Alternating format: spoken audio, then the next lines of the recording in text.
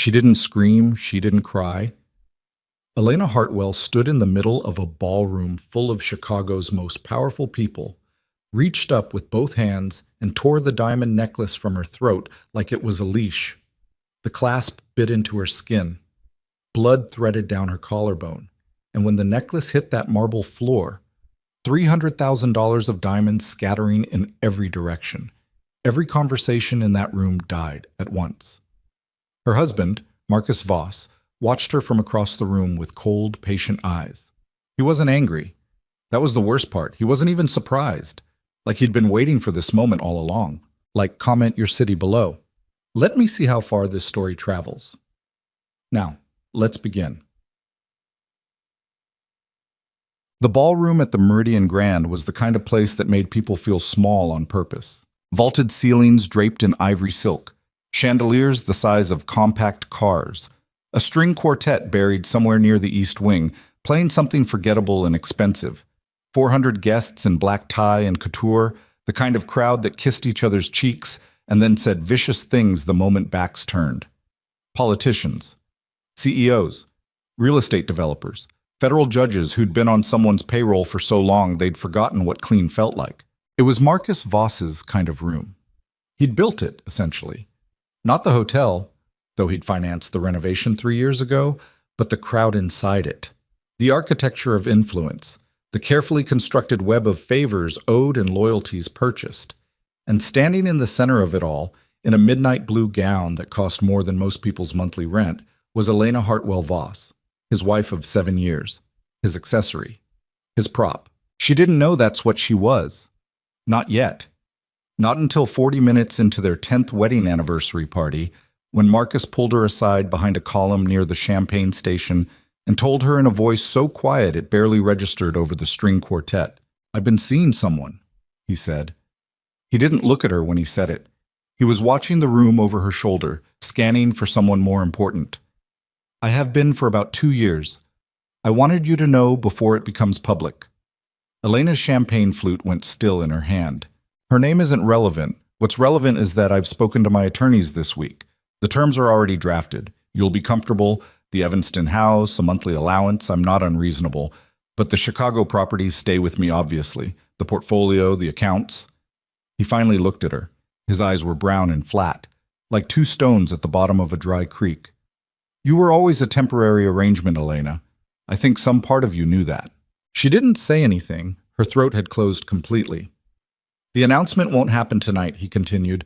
"I need you to hold yourself together for another 2 hours. Can you do that?" She thought about the 7 years, the dinners she'd hosted, the campaigns she'd quietly supported, the miscarriage she'd had alone in a hospital bathroom while Marcus was at a conference in Dubai, and told her it wasn't a good time to call. She thought about the way he corrected her in front of people, her grammar, her opinions, her laugh, the way he'd taken her world apart piece by piece and called it love. 2 hours, he repeated, like she hadn't heard him. And something in Elena Hartwell went very, very quiet. She set her champagne glass down on a passing server's tray with a steadiness that surprised her. She turned away from Marcus without answering. She walked through the crowd with her chin up, nodding at faces she recognized, and when she reached the center of the ballroom, the spot where the light was brightest and the crowd was thickest, she stopped. She reached up. She gripped the diamond necklace, Marcus's gift to her 5 years ago, the one he'd made her wear tonight specifically because it photographed well. And she pulled. The clasp tore skin. She felt the sting of it, the thin thread of warmth sliding down toward her collarbone. The necklace came apart in her hands, and then she opened her fingers and let it fall. It hit the marble like a sentence ending. The music stopped. The conversation stopped. 400 people turned to look at Elena Voss standing alone in the center of that enormous room, her collarbone bleeding through the neckline of her gown, her hands empty, her face absolutely still. Marcus, from 40 feet away, watched her with those flat brown eyes. Elena turned and walked out. The rain hit her the moment the doors opened. Late October in Chicago, which meant it wasn't just rain. It was the kind of cold, driving wet that got inside your clothes and stayed there. The hotel's doormen were already moving toward her with umbrellas and sympathetic faces, reaching for their earpieces. Someone calling someone. Elena didn't slow down. Her heels hit the slick sidewalk and she kept walking. She had no purse, no phone. She'd left it on the dressing table in the suite upstairs because Marcus had told her it looked cheap to carry a phone at an event like this. No coat, no keys. She had the gown on her back and shoes that cost $800 and were already destroying her feet on the wet concrete, and she kept walking anyway because stopping wasn't something her body would allow right now. The city swallowed her within 2 blocks. The Meridian Grand disappeared behind her. The lights of Michigan Avenue blurred in the rain. Headlights, street lamps, the neon of a late-night pharmacy. She walked past people huddled under awnings. A taxi splashed through a puddle near the curb and soaked the hem of her gown. She didn't register it. Temporary arrangement. 7 years.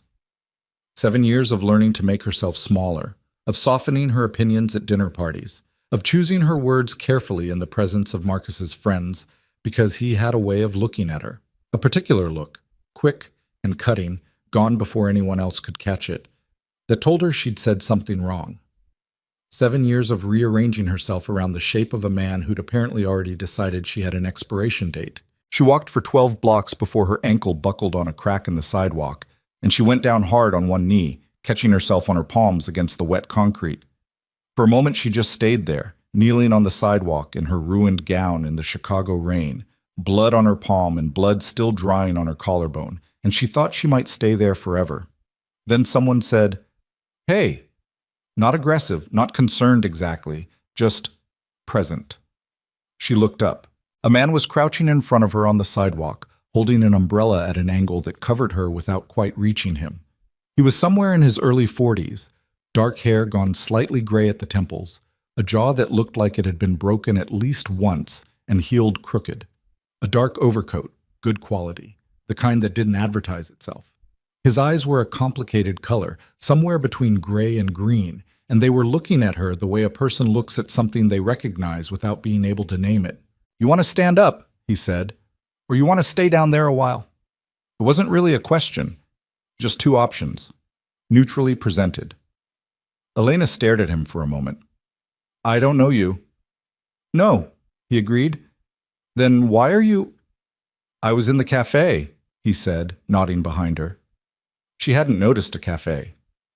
"Saw you go down. Figured I'd check." He didn't offer his hand. He just waited, like he had all night, and her decision about what to do with herself was genuinely hers to make. She got up on her own. Her knee was bleeding through the gown. She could feel it now, a hot, spreading ache. She straightened up and looked at him directly because that was the one thing Marcus had never managed to take from her, her ability to look a person straight in the eye. "I'm fine," she said. "Okay," he said. "I don't need anything." "Okay." She waited for him to say something else, to push, to insert himself, to offer help in a way that was really just another form of control. Marcus was very good at that. Offers that were really instructions. Generosity that was really debt. The man just closed the umbrella, folded it under his arm, and glanced up at the rain with a faint expression of mild inconvenience. "There's a diner half a block up," he said. "They have terrible coffee, and they'll leave you alone, just so you know it's there." Then he turned and walked back toward the cafe. Elena watched him go. The rain came back, heavier now, hitting her hair and her bare shoulders and the ruined silk of her gown. Half a block up, the diner sign glowed orange through the wet dark. She stood on the sidewalk for another 20 seconds, not making a decision, just breathing. Then she walked toward the diner. Oh, his name, she would learn later, was Dante Moretti. But that was later. Right now she was just a woman in a wrecked dress, sitting in a vinyl booth at 2 a.m, holding a mug of coffee that was, as advertised, terrible, watching rain run down the window glass and trying to figure out what her life was. She'd married Marcus at 27. She'd been a junior marketing director at a mid-sized firm, working 60-hour weeks, eating lunch at her desk, living in a rental in Wicker Park that she loved more than any place she'd lived since. Marcus had come into her firm as a client. He was developing a mixed-use property in River North and needed a campaign, and she'd been assigned to his account. She'd been good at her job. She'd pushed back on his initial concepts, presented alternatives, won the argument on 3 separate occasions. He'd liked that. He told her she was the first person in months who disagreed with him directly. She should have heard the warning in that. A man who was surprised someone disagreed with him wasn't a man you wanted to build a life around. But she'd been 27 and he'd been 42 and he'd been the most certain person she'd ever met. He had opinions about everything, and he stated them cleanly, and he never second-guessed himself out loud. And she had confused certainty with security. She had confused confidence with competence. She had confused a man who liked her backbone for a man who would respect it long-term. He hadn't. The backbone was a novelty, like a curious feature on a property he was acquiring. Interesting during the appraisal, inconvenient once he owned the place. She turned the coffee mug in her hands. The ceramic was chipped at the rim. Somewhere in the kitchen, something dropped and someone laughed. The cook and the overnight waitress, probably, talking about their lives. Normal things. Lives that felt more real right now than anything Elena had inhabited in the past 7 years. She had no phone, no money, no coat. She had a bleeding knee and a bleeding neck, and a husband who just told her she was a temporary arrangement at a party, celebrating their decade together. She had an attorney somewhere, her own, separate from Marcus's constellation of lawyers, but she hadn't spoken to him in 2 years because Marcus had gently, persistently suggested she didn't need independent counsel for anything, that his people handled everything, that using her own lawyer was adversarial and created an atmosphere of distrust. She should have heard the warning in that too. The bell above the diner door rang. A man came in, shook rain from his coat, and sat down at the counter. Not the man from the sidewalk, just someone else, a night shift worker by the look of him, a thermos in one hand, ordering without looking at the menu. Elena looked at her reflection in the window. She barely recognized herself, not because of the wet hair or the ruined makeup or the mascara that had tracked down her face in the rain and dried there, but because of her eyes. They were very clear, frightened, yes, exhausted, but clear in a way they hadn't been in years, like something that had been pressing against the inside of her skull had finally, violently been released. She thought about Marcus in that ballroom, the way he'd watched her walk out. Not chasing, not angry, just watching. Patient and certain. The way he was patient and certain about everything, because he believed, had always believed, that no matter what happened, he would win. That the structure he'd built around their life was so complete, so thoroughly in his favor, that she had nowhere to go and no tools to fight with. Maybe he was right. Or maybe he'd spent 7 years so focused on controlling her that he had never stopped to notice whether she was actually controllable. The waitress came by to refill her coffee without being asked. Her name tag said Donna, and she was maybe 60 and had the look of a woman who'd seen 1,000 terrible nights walk through that door and made peace with all of them. Bad one? Donna said, nodding at Elena's general state. Yeah, Elena said. Anniversary or breakup? Elena almost laughed. Anniversary, technically, though it ended like a breakup. Donna clicked her tongue, refilled the mug. You need to call someone? I got a phone behind the counter. Elena thought about who she would call. Her father Raymond, who was 71 and lived alone in Oak Park and would drive through a hurricane for her, but would also be terrified, and she wasn't ready to terrify him tonight. Her college roommate Sandra, who lived in Seattle now and was 3 time zones away and had 3 kids and a life, and Elena hadn't actually talked to her in 8 months because Marcus had, subtly, consistently, over years, made it uncomfortable to maintain friendships that existed outside of his orbit. There was no one close. That was the truth she was sitting with right now, in this vinyl booth, in this fluorescent diner. Marcus had not ripped her life apart dramatically. He had done it gradually, incrementally, with patience and precision. One friendship allowed to drift. One family dinner made slightly uncomfortable until the invitations stopped. One interest quietly mocked until she abandoned it. It had taken years, and she hadn't felt it happening because each individual thing was so small, so reasonable, so easy to explain away. The aggregate was a woman who had no coat and no phone and nowhere to go at 2 a.m. and no one close enough to call. I'll figure it out, Elena told Donna. Donna looked at her for a moment, not with pity, which Elena couldn't have handled, but with something more like recognition. Then she went back to the counter. Elena wrapped both hands around the mug and stared at the rain. She didn't hear him approach.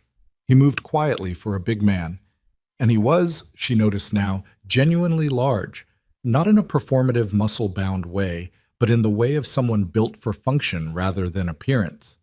He stopped at the edge of her booth and she looked up. Dark overcoat, broken and healed jaw, those complicated gray-green eyes. "I didn't follow you in," he said, before she could say anything.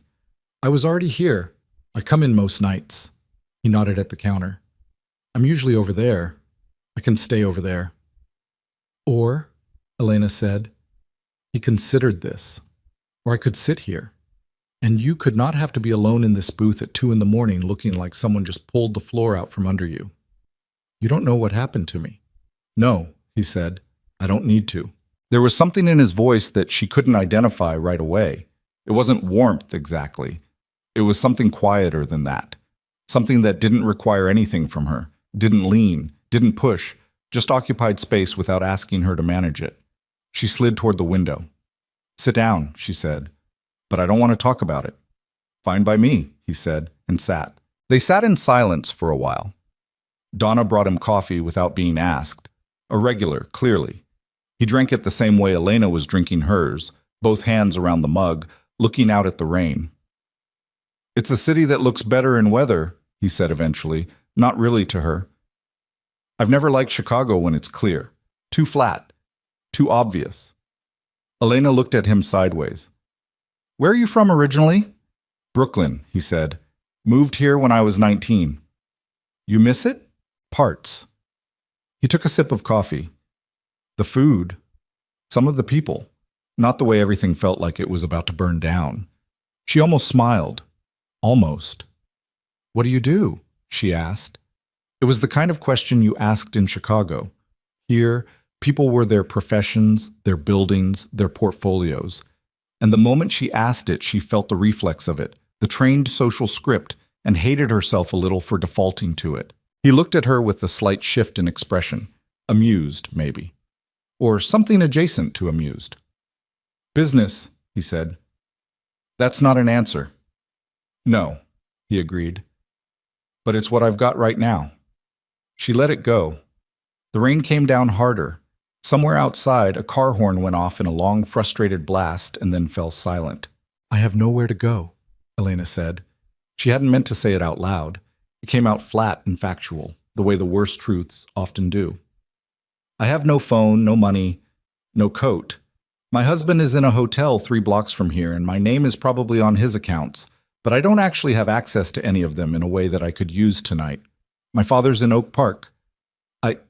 She stopped, pressed her lips together. "I have nowhere to go." He looked at her, not at the bloody collarbone or the ruined makeup or the desperate woman tableau in the vinyl booth, just at her face, her eyes. "I have a car outside," he said, "and a building on the north side with a guest floor that nobody uses. You'd have your own elevator code, your own key, and I wouldn't come near the floor without an invitation." He picked up his coffee mug. "I'm not asking for anything. I'm not telling you it's safe because I'm a stranger, and that would be a stupid thing to say. I'm just telling you the option exists." "Why?" Elena said. He was quiet for a moment. "Outside rain, because someone should have given me an option once," he said. "And no one did." She looked at him for a long time, trying to read the danger in it, the angle, the hidden demand. That was what Marcus had done to her. Taught her that everything from a man had an angle, a price, a thing hidden under the offer. She searched Dante Moretti's face for the thing hidden under the offer. She didn't find it, which scared her almost as much as if she had. "What's your name?" she asked. "Dante." "Elena," she said. He nodded once, like they'd settled something minor. She thought about Marcus in the ballroom, the flat brown eyes. "You were always a temporary arrangement." She thought about the apartment in Wicker Park she'd given up 9 years ago, and the job she'd left, and the friendship she'd let dissolve, and all the small surrenders that had seemed so reasonable in the moment and had added up, without her noticing, to a life that wasn't hers. She thought about herself on her knees on a Chicago sidewalk in the rain. She thought about the woman in the diner window, frightened but clear-eyed. "Okay," she said. The building was on North Dearborn, 12 floors, the kind of older construction that had been maintained with enough money and enough care that it felt permanent. Dante said 3 words to the man at the front desk, who nodded without expression and handed Elena a key card without asking her name or looking at her state of dress. She appreciated the discretion more than she expected to. The elevator opened onto the 10th floor. Her floor, Dante had said. He stepped in just long enough to show her the code.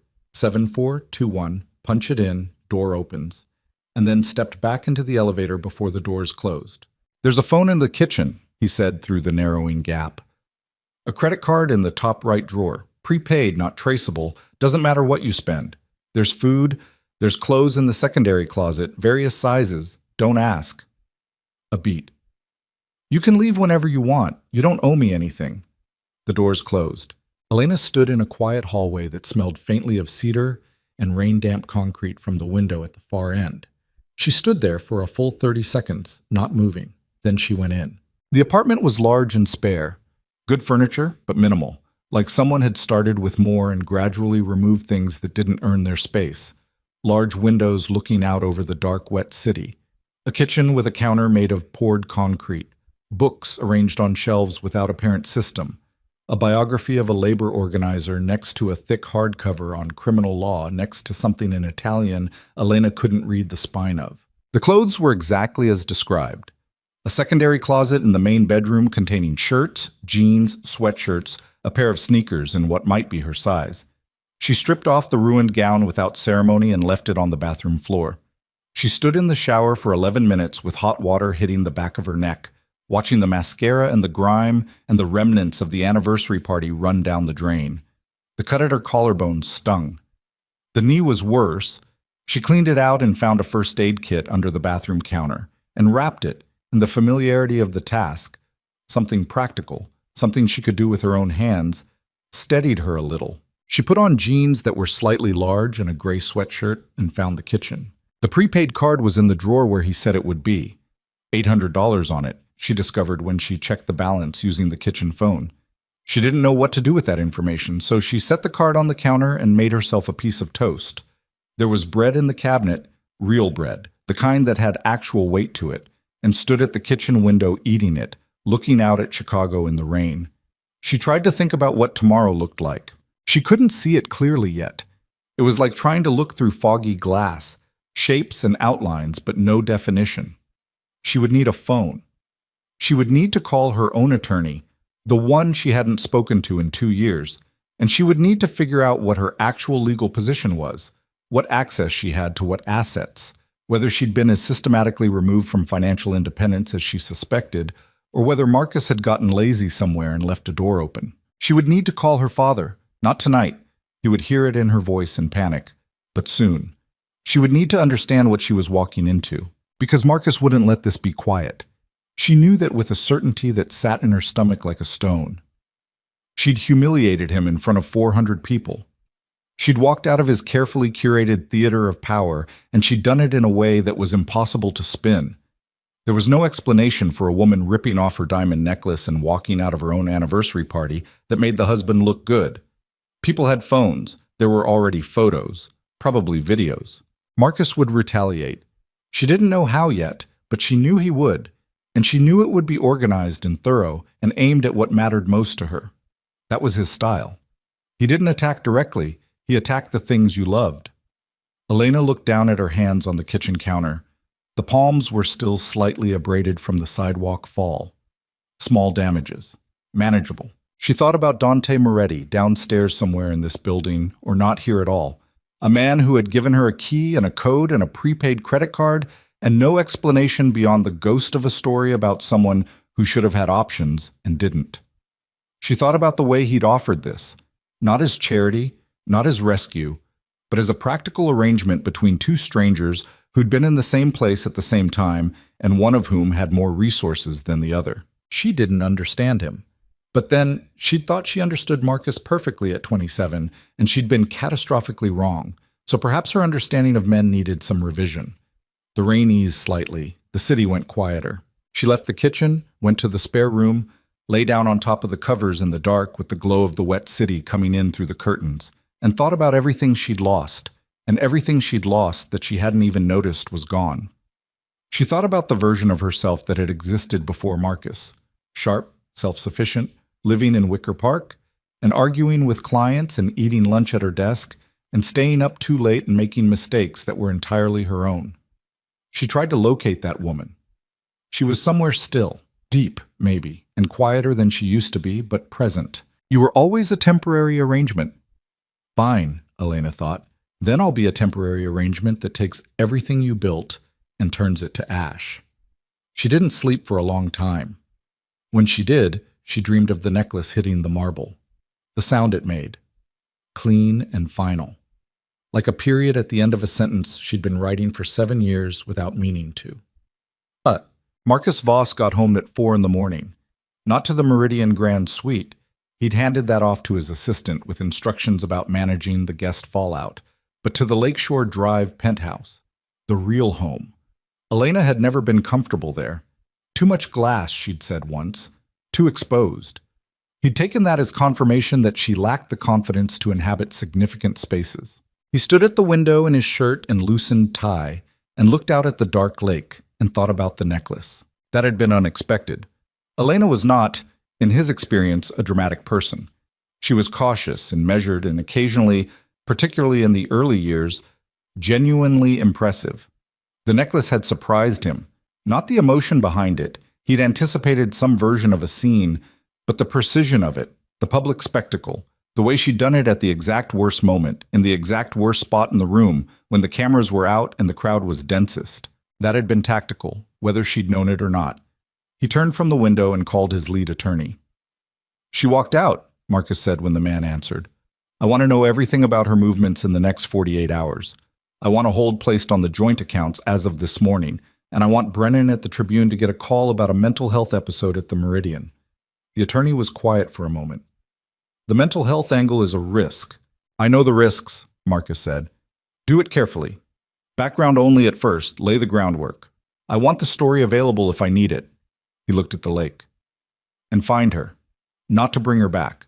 Just so we know where she is. He hung up. He wasn't angry exactly. He was recalibrating. Marcus Voss did not do anger.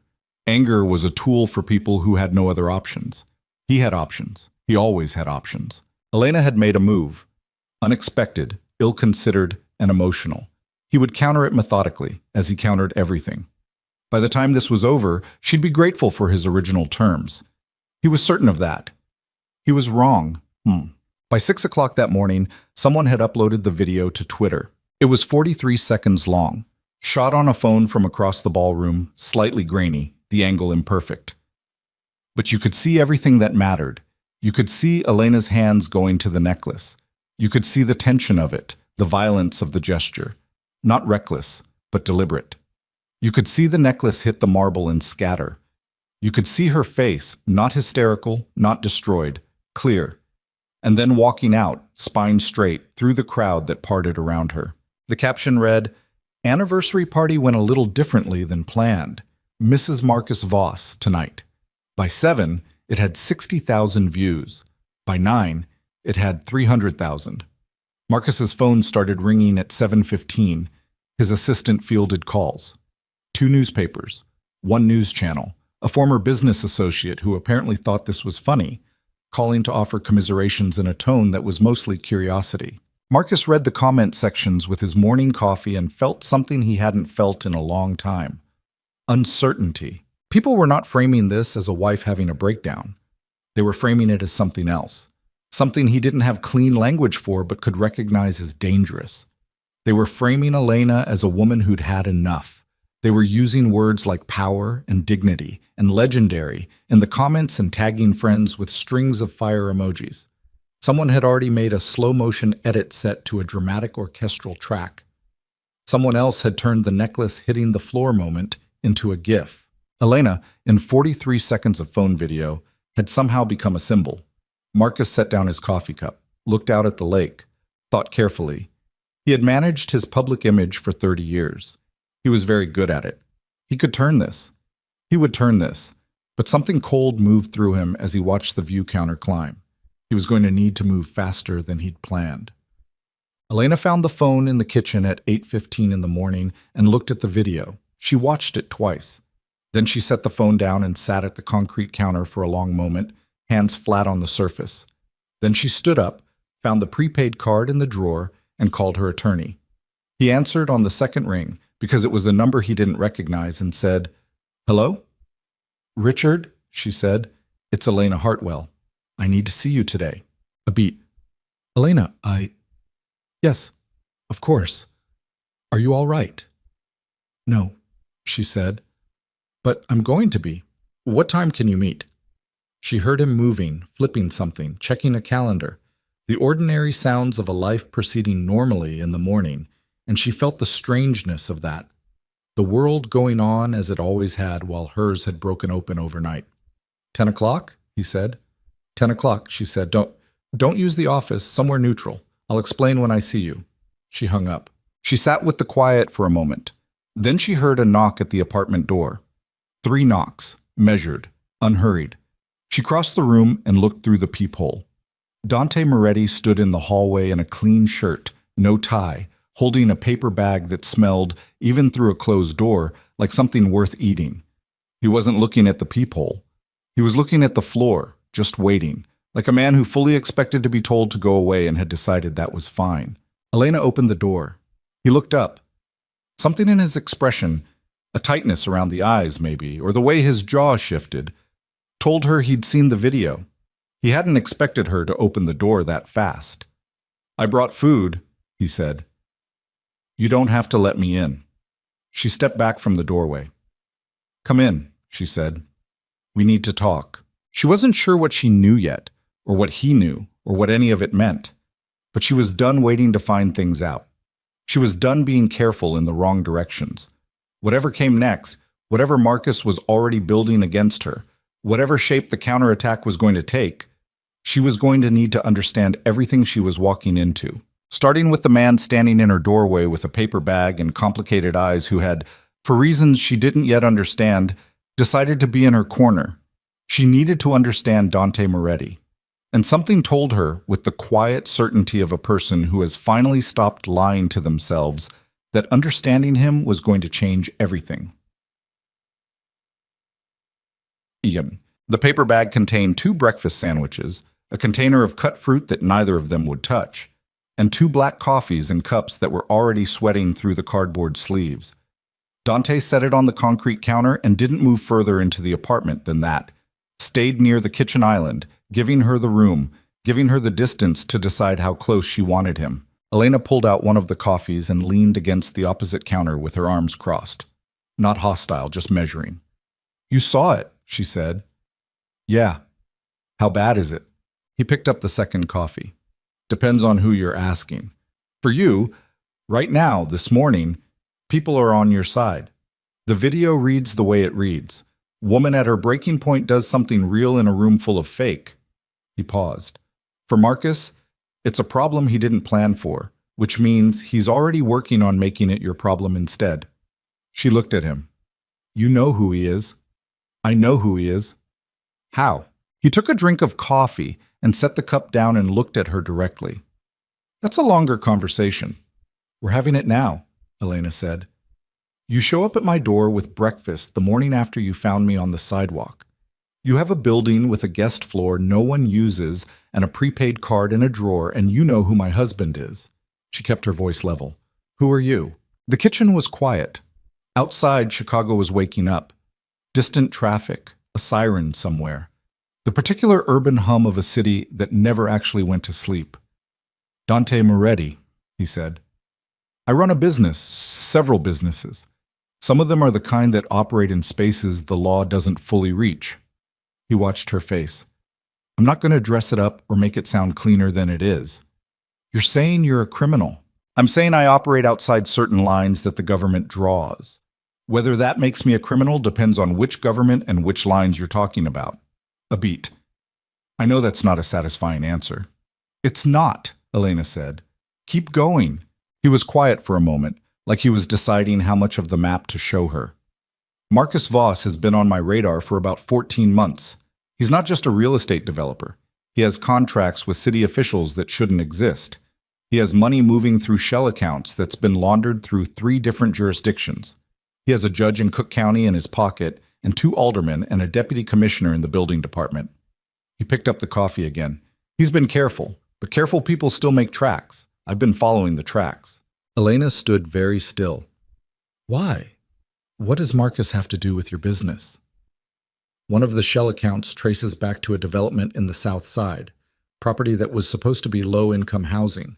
The funding got redirected. Families lost units. Some of them were people I look out for.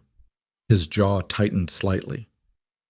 Marcus Voss stole from people who had nothing to steal and used their neighborhood as a pass-through for dirty money. That's why. She looked at him for a long time. Outside, the siren faded. "So I'm useful to you," she said flatly. He didn't flinch. "You could be. That doesn't mean that's why I'm here." "Then why are you here?" "Because you were on the sidewalk in the rain," he said. "And that's a separate thing from the rest of it. I need you to understand that those are two separate things." She didn't know if she believed him, but she noted that he hadn't tried to collapse the two things together, hadn't tried to sell her the rescue and the strategic value as one package. That was either genuine or very sophisticated manipulation, and she was too tired and too raw to determine which. "I have an attorney meeting at 10, she said. "Good. I'm going to need a phone, a real one. I'll have one here in an hour. And I need clothes that actually fit." He nodded. "Give me sizes. I also need you to tell me everything you have on Marcus." She uncrossed her arms and set both palms on the counter.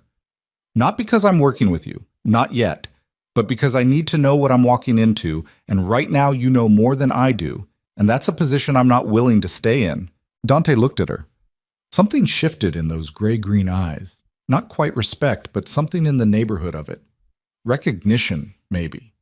Like he'd been expecting her to ask for something lesser. "After your attorney meeting," he said, "come back here. I'll have someone here who you should talk to." "Who?" "Her name is Vivian Cross. She's an attorney. The kind that doesn't lose." Richard Paulson had been Elena's attorney for 12 years, from back before Marcus, from back when she'd needed a contract reviewed for a freelance consulting deal and someone had given her his card. He was 63, short, wore suits that were always slightly too big, and had a face like a worried basset hound that concealed, Elena had always known, a mind like a steel trap. She'd called him from a number he didn't recognize, and he'd met her at a coffee shop in Lincoln Park, with a legal pad and 2 pens, and the look of a man who had seen some things but was still capable of being surprised. He was surprised. She told him everything: the party, the necklace, the night at the diner. She left out Dante Moretti, because that was a complication she wasn't ready to introduce yet. By the time she finished, Richard had filled half the legal pad and his coffee had gone cold. "The joint accounts," he said. "You said you couldn't access them last night. I tried from the hotel phone before I left. My passcode had been changed." Richard wrote something down. "He moved fast. That's either panic or preparation." He tapped the pen on the pad. "My instinct is preparation. Marcus Voss doesn't panic." "No," Elena said. "He doesn't." So he was planning this exit before last night. The announcement at the party, he'd already begun positioning, the account access. Richard looked up. "Elena, I want to ask you something, and I want you to think before you answer. In the last 2 years, have you signed any documents that Marcus presented to you? Anything that seemed routine? Revisions to existing agreements? Investment documents? Anything he framed as administrative?" She thought about it. The habit of trust, or the habit of compliance, she was understanding now that those were different things, made this question harder to answer than it should have been. 2 years. Marcus handing her things to sign at dinner, on weekends, before trips. Documents he described briefly and she'd signed because she was tired of asking questions that made him impatient, and because she'd believed, in the way that people believe things they want to be true, that a man she'd married would not weaponize paperwork against her. "Yes," she said. "Several things. I don't know what they were." Richard's expression didn't change, but something behind it did. "Okay, I'm going to need a list of everything you can remember. Dates, if possible, circumstances. We'll cross-reference against what we can pull." He made another note. "The social media situation. Have you seen the video?" "Yes." "It's at roughly 800,000 views as of this morning. I want to counsel you not to post anything, say anything publicly, or respond to any journalist." He paused. "But I also want to say, the way that video reads, the public perception is currently favorable to you. Marcus will work to change that. He'll have people working on it right now. The question is how, and how fast." As if the universe had been listening and wanted to answer that question directly, Elena's borrowed phone buzzed on the table. It was a notification from a news app. She'd set one up that morning for Marcus Voss alerts. Real estate developer Marcus Voss expresses concern for wife Elena following health episode at anniversary event. Sources close to the couple say Mrs. Voss has been experiencing significant emotional distress in recent months. Mr. Voss asks for privacy for his family during this difficult time. She turned the phone face up and slid it across the table to Richard. He read it. His expression went very still in the way of someone controlling a reaction. "There it is," he said. "Mental health," Elena said. Her voice was flat. "Character degradation first, sympathy play for him second." Richard slid the phone back. "It's a standard playbook, but he's running it fast, which tells me he's worried about the window closing." "He's going to bury me," Elena said. "Not a question." "He's going to try." Richard picked up his pen again. "But he only buries you if you let him control the narrative. You have something he doesn't." "What?" "You have the truth." He looked at her steadily. "That sounds simple. It never is. But the truth, systematically documented, presented through the right channels, is something that money can complicate but can't fully destroy." He paused. "Are there other people? Former employees, business associates, anyone Marcus might have treated the way he treated you? Anyone who might be willing to speak?" Elena thought about it. Names floated up. A former executive assistant who'd left abruptly 2 years ago. A business partner from Marcus's early years who'd gone quiet after what Marcus had described vaguely as a professional disagreement. A woman at a charity gala 2 years back who'd looked at Marcus with an expression Elena hadn't understood at the time. "Maybe," she said. "I'd have to find them." "Start thinking," Richard said. "And Elena, whatever you do in the next 72 hours, don't be alone. Don't go anywhere alone. Don't talk to anyone from his circle alone. Don't sign anything." She thought of Dante Moretti upstairs in that building on North Dearborn and felt the complicated weight of that arrangement. "I'm not alone," she said.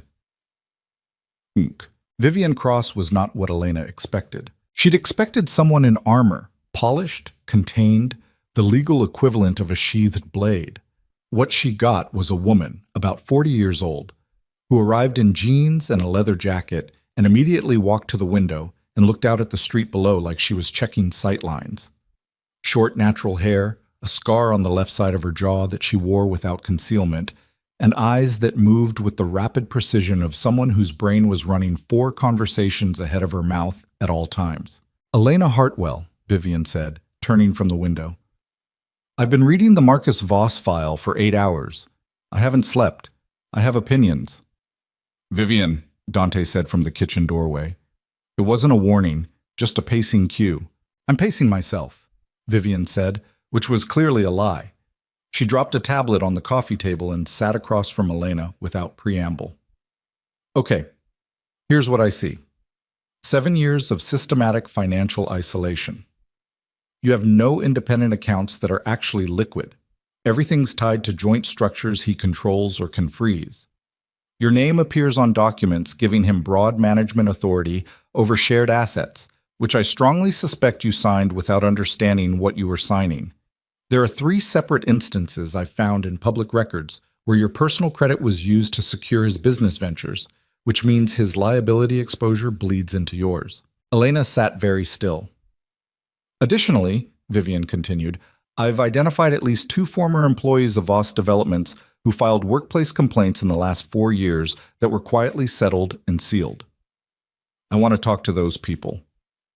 I also want to talk to a woman named Patricia Hale, who was Marcus's personal assistant for 6 years before she left suddenly in 2021. No public statement, no LinkedIn update, just gone." Vivian looked at her directly. "Do you know her?" "I met her. I didn't know her." "He kept you separate from his professional life?" "He kept me separate from most things," Elena said. It came out more tired than bitter. "He framed it as protection, said his business was complicated and stressful, and he didn't want me carrying that weight." She heard the explanation come out of her own mouth and heard, maybe for the first time with real clarity, how it had worked, the warmth of it, the apparent consideration. "I don't want you carrying that weight, a man taking burdens off you." or a man making sure you never developed the muscle to carry them. I understand now what that actually was. Vivian's expression didn't shift toward pity. She just nodded, clinical and direct. It's a documented pattern in financial abuse cases. Benevolent framing of control. We can work with that. She tapped the tablet. What I need from you is a full timeline.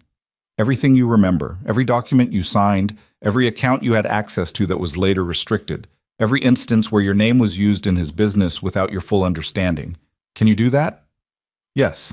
It'll be uncomfortable. Yes, Elena said again. Good. Vivian leaned back. Now, the harder conversation. Dante came in from the kitchen and sat in the chair near the window. He didn't say anything. Vivian glanced at him briefly, then back at Elena. Marcus is already working the mental health angle with the press, Vivian said.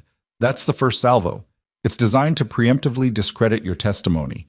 Make anything you say later seem like the product of an unstable mind. It's ugly, and it's effective when it works. She paused. To counter it, we need your own public statement. Not emotional, not defensive, calm, factual.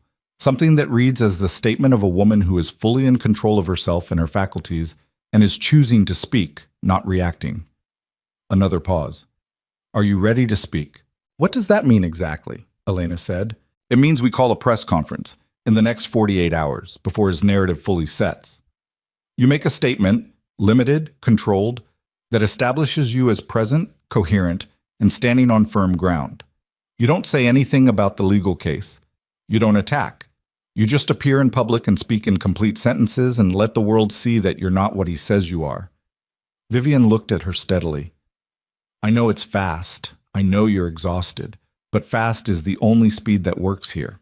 Elena looked at the tablet on the coffee table, at the documents Vivian had assembled in 8 sleepless hours, the shape of her own imprisonment rendered in legal records and financial structures and sealed complaints. She thought about the comment section under the video. Power, dignity, legendary. A woman she'd never been able to see in herself, somehow visible to strangers in 43 seconds. She thought about Marcus at that window on Lakeshore Drive, certain he could turn this, certain she had nowhere to go and no tools to fight with. Set it up, Elena said. The press conference was at a hotel on Michigan Avenue, neutral ground, Vivian's choice. Not too close to anything Marcus controlled. 48 journalists, 3 cameras from local news affiliates, a cluster of phones at the back of the room from people whose journalism lived on social media and sometimes mattered more. Elena wore gray, her own choice. Not the midnight blue of the anniversary party, not black. Gray. The color of something that hadn't decided yet, something in between, something neither defeated nor triumphant. She'd thought about it for 20 minutes standing in front of the spare room closet and had surprised herself by having a reason. She stood at the podium and looked at the room. There was a beat. 2 seconds. 3. Where the noise of the room dropped to near silence, and everyone waited, and Elena felt the weight of what she was about to do settle on her shoulders like something physical, not crushing, just real. She spoke. My name is Elena Hartwell. I was married to Marcus Voss for 7 years. I want to address the characterization of my mental health that has appeared in recent press reports attributed to sources close to Marcus. She kept her voice even. Those characterizations are false. I am well. I am thinking clearly. And I am choosing, of my own volition, to no longer be silent about the circumstances of my marriage. She looked at the cameras. I have retained legal counsel. I have documentation. And I intend to let the facts speak for themselves in the appropriate venue. She paused. I'd ask that the press apply the same scrutiny to Marcus Voss that they have applied to the 43-second video of me at a party. What drove a woman to that point is a longer story. I look forward to telling it. She stepped back from the podium, didn't take questions. Vivian had been clear on that. The room erupted. Marcus Voss watched the press conference on his laptop in the Lakeshore Drive penthouse with his attorney on speakerphone and his second coffee going cold beside him. She coached that, the attorney said. Every word. Obviously, Marcus said. She has help. That's not a woman who walked out of a hotel and figured this out alone overnight. Someone set this up, someone with resources. Marcus was quiet. On the screen, Elena stepped back from the podium. Her face was controlled and clear and not what he'd expected. I intend to let the facts speak for themselves. He played it back, watched her eyes. 7 years he'd been married to this woman, and he was realizing, with a coldness that was entirely separate from whatever he might have felt once for her, that he had not been paying attention to the right things. He'd been watching her compliance. He hadn't been watching what was underneath it. "Find out who's helping her," he said. "I want a name." "Already working on it." "And the father," Marcus said it quietly, without emphasis. "Raymond Hartwell, Oak Park. Find out what he has outstanding. Business, legal, financial, anything I can use." The attorney paused. "Marcus, using the family is a significant—" "Find out what he has outstanding," Marcus repeated. A long pause. Then, "Understood." Marcus closed the laptop, looked at the lake. Gray morning, flat water, the kind of sky that promised nothing. She had documentation, she had legal counsel, she had someone behind her with enough resources to move in 48 hours. And she'd just stood in front of 40 reporters, looking like the most coherent person in the city, and invited scrutiny. He felt it then. The thing he almost never felt. Not anger, not uncertainty, fear. Small, cold, precise. He put it away immediately, locked it somewhere it couldn't interfere with calculation. But he felt it. That night, Elena stood at the window of the 10th floor apartment and watched the city. Her phone, real now, fully set up, Vivian's number already in it, lay on the counter behind her. She'd gotten 3 calls from journalists she didn't answer, 1 voicemail from a woman she didn't recognize who said, "I know what Marcus did and I want to talk," and 1 text from a number she'd blocked 2 years ago on Marcus's suggestion that turned out to be Sandra's, her college roommate, saying only, "I saw. I'm here. Call me when you're ready." She hadn't cried yet. She thought maybe the crying was coming later when the adrenaline finally metabolized. Right now, she just felt thin and wired, and very, very awake. Dante appeared in the kitchen doorway behind her. She heard him before she saw him. The slight shift of air, the particular quiet of the way he moved. "The woman who left the voicemail," Elena said, without turning. "Patricia Hale." "Maybe," he said. "Vivian's already trying to reach her through a back channel." Elena turned. "The South Side housing development, the families you mentioned, the ones Marcus stole from, are they still there?" Dante looked at her carefully. "Some of them. I want to meet them." He was quiet for a moment. "Why?" "Because I want to understand what he actually is, not just what he did to me. What he is." She looked at him steadily. "You've been building something against him for 14 months. I've been living inside his operation for 7 years. Between us, that's a significant amount of information." Dante's expression shifted. That same thing as before. Recognition. Like she kept showing him a version of herself he hadn't quite anticipated. "I should tell you something," he said. His voice changed. Not soft. Dante Moretti's voice was never soft, but weighted differently, like something coming up from deeper. "I ran an operation 3 years ago," he said. "A man in Milwaukee. Similar to Marcus. Legitimate surface, criminal infrastructure underneath. I'd been building the case for 8 months. I had everything I needed." He stopped. "There was a woman, his wife. She'd reached out through channels, said she wanted out, said she had information." He looked at the window, not at her. "I moved too slow. I kept her in place too long because her access was useful. By the time I got her out, she'd been in the hospital twice." The room was very quiet. "I'm telling you this," he said, "because I don't want to make the same calculation with you. You're not a resource. You're a person, and if at any point this stops being something you choose and starts being something you're trapped in, I need you to tell me." Elena looked at him for a long time, at the broken and healed jaw, at the weight in those gray-green eyes that she now understood was something specific. Not just age or experience, but the particular gravity of a mistake that got paid for and couldn't be unpaid. "I'll tell you," she said. He nodded. "But I'm not stopping," she said.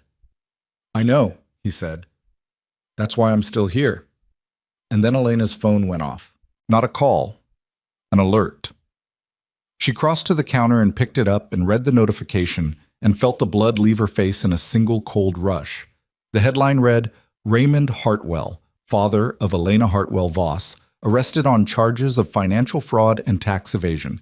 Federal investigators allege a pattern of—" She didn't finish reading it. She looked up at Dante. He'd already seen it on his own phone. His expression had gone very still. The particular stillness of someone who recognizes a move on a chessboard and understands what it means. "He went after my father," she said. Her voice was strange, not loud, not breaking. Something in it had changed, a temperature change, something dropping to a level below where fear operates, into something older and harder and less negotiable. Dante didn't say anything for a moment. Then, "This changes what we're doing." "Yes," Elena said. "It does." She set the phone down on the counter, carefully, like setting down something that might detonate if handled wrong. "He just made this a different war," she said. And somewhere across the city, in the penthouse on Lakeshore Drive, Marcus Voss looked at his own phone and allowed himself a small, cold smile. He thought he'd just broken her. He had no idea what he'd just unlocked. The drive to Oak Park took 22 minutes. Elena didn't remember most of it. She sat in the passenger seat of Dante's car, black, quiet, the kind of vehicle that didn't announce itself, and stared at the highway lights coming through the windshield in long, pale streaks and tried to keep her breathing even. Dante drove without speaking. He'd grabbed his coat and his keys the moment she'd said, "I need to go to him," and hadn't asked a single question, which was either the most considerate thing anyone had done for her in years, or a sign that he understood the situation well enough to know questions were useless right now. Her father had not been arrested yet. That was what the second alert told her, reading more carefully on the drive. Charges filed. Arrest expected imminently. Federal investigators. Tax evasion. Financial fraud. A pattern of falsified records allegedly spanning 4 years. Raymond Hartwell was 71 years old. He had a bad hip and a vegetable garden in his backyard, and he called Elena every Sunday at 10 in the morning without fail, rain or shine, had done it for 30 years, had done it through Marcus's marriage, and through the miscarriage Elena had never told him about, and through every quiet erosion of her life. Those Sunday calls, the one consistent line of warmth in an existence that had grown progressively colder. He ran a small accounting firm, had run it for 40 years, the same office on Harrison Street, the same 3 employees, modest and steady and clean in the way that people are clean when they genuinely don't want anything they haven't earned. There was no version of Raymond Hartwell that committed financial fraud, which meant Marcus had manufactured it. The house was dark when they pulled up except for the kitchen window, which glowed yellow and familiar in the way that had meant home to Elena since childhood. She was out of the car before Dante fully stopped. Up the front walk. Through the unlocked door. Her father never locked it before midnight, a habit she'd argued with him about for 15 years. Raymond Hartwell was sitting at the kitchen table with a cup of tea going cold in front of him, and 2 men in suits standing near the counter with the patient, impersonal posture of people who got paid to wait. He looked up when Elena came in, and his face did several things at once: relief and fear and confusion and love. All of it compressed into the expression of a man who was trying very hard not to look as frightened as he was. "Ellie," he said. "Dad?" She crossed the kitchen in 4 steps and put both hands on his shoulders and looked at him. His face was gray. He'd been crying recently. She could see the dried tracks of it, the redness around his eyes. And he'd straightened up when she came in, trying to compose himself, trying to be her father rather than a scared old man. One of the suited men cleared his throat. "Miss Hartwell, we've advised your father not to—" "I'm not talking to you," Elena said without looking at him. She looked at her father. "Did you call your attorney?" "He's coming. He said an hour." "Did you say anything to them before he got here?" Raymond hesitated. "I answered some questions." "Dad." She kept her voice controlled, but barely. "You stop answering questions right now. Nothing more. Not a single word until your attorney is sitting next to you." She looked at the suited men then, deliberately and without warmth. "You have the right to wait in another room. I'd suggest you use it." The men exchanged a look. Then, with the mild affront of people accustomed to more deference, they moved to the living room. Elena sat down across from her father. Raymond Hartwell looked at her hands on the table. She'd gripped the edge without realizing it, and then at her face. "What did you do?" he said quietly. Not accusing, just asking, the way a parent asks when they're trying to understand the shape of something. "I left Marcus," she said. He nodded slowly. I saw the video. I'm sorry you had to see it that way. I'm not. He picked up the tea, realized it was cold, set it back down. I've been waiting for that moment for 4 years, maybe longer. His voice was steady, but something around his eyes was not. What's happening, Ellie? These men came to my door at 8 o'clock this morning. They had documents. They were showing me records from my firm, transactions I've never seen, accounts I don't recognize. I know. Those records aren't mine. I know, Dad. Someone put them there. He looked at her. Someone with enough access and enough... He stopped. His jaw went tight. He was 71, but he was sharp. Had always been sharp, and she could see him arriving at the answer in real time, and she watched the grief of it move across his face like weather. Marcus. Yes. Raymond was quiet for a long moment. Outside, somewhere on the street, a car passed. The kitchen clock ticked. The familiar sounds of her father's house, unchanged for 30 years, now wrapped around something terrible. He built a case against me, Raymond said. It wasn't a question. To make me stop, Elena said. Or to punish me for starting. Both, probably. Her father looked at his hands on the table. Old hands, ink-stained at the knuckles from a lifetime of working with paper and numbers. Honest hands. She felt something move through her that wasn't grief and wasn't anger. It was below both of those, something foundational and cold that had to do with the specific obscenity of watching a predator reach past you to hurt the person you love most. I'm going to fix this, she said. Elena. I'm going to fix it, she said again, and her voice didn't waver. You did not do this. The evidence is fabricated, and we are going to prove that. Vivian Cross. She's the attorney helping me. She's already working, and she's very good. But I need you to do exactly what I said. Nothing to those men. Nothing to anyone. Your lawyer only. Raymond looked at her. The grief was still there, but underneath it, something else had come up. Something that looked unexpectedly like pride. You have a plan, he said. I'm building one. This man who's helping you. Raymond nodded toward the front of the house where Dante had presumably stayed with the car. Who is he? Someone who wants Marcus stopped for his own reasons, Elena said. And right now, that's enough. Her father was quiet for a moment. Then he nodded once.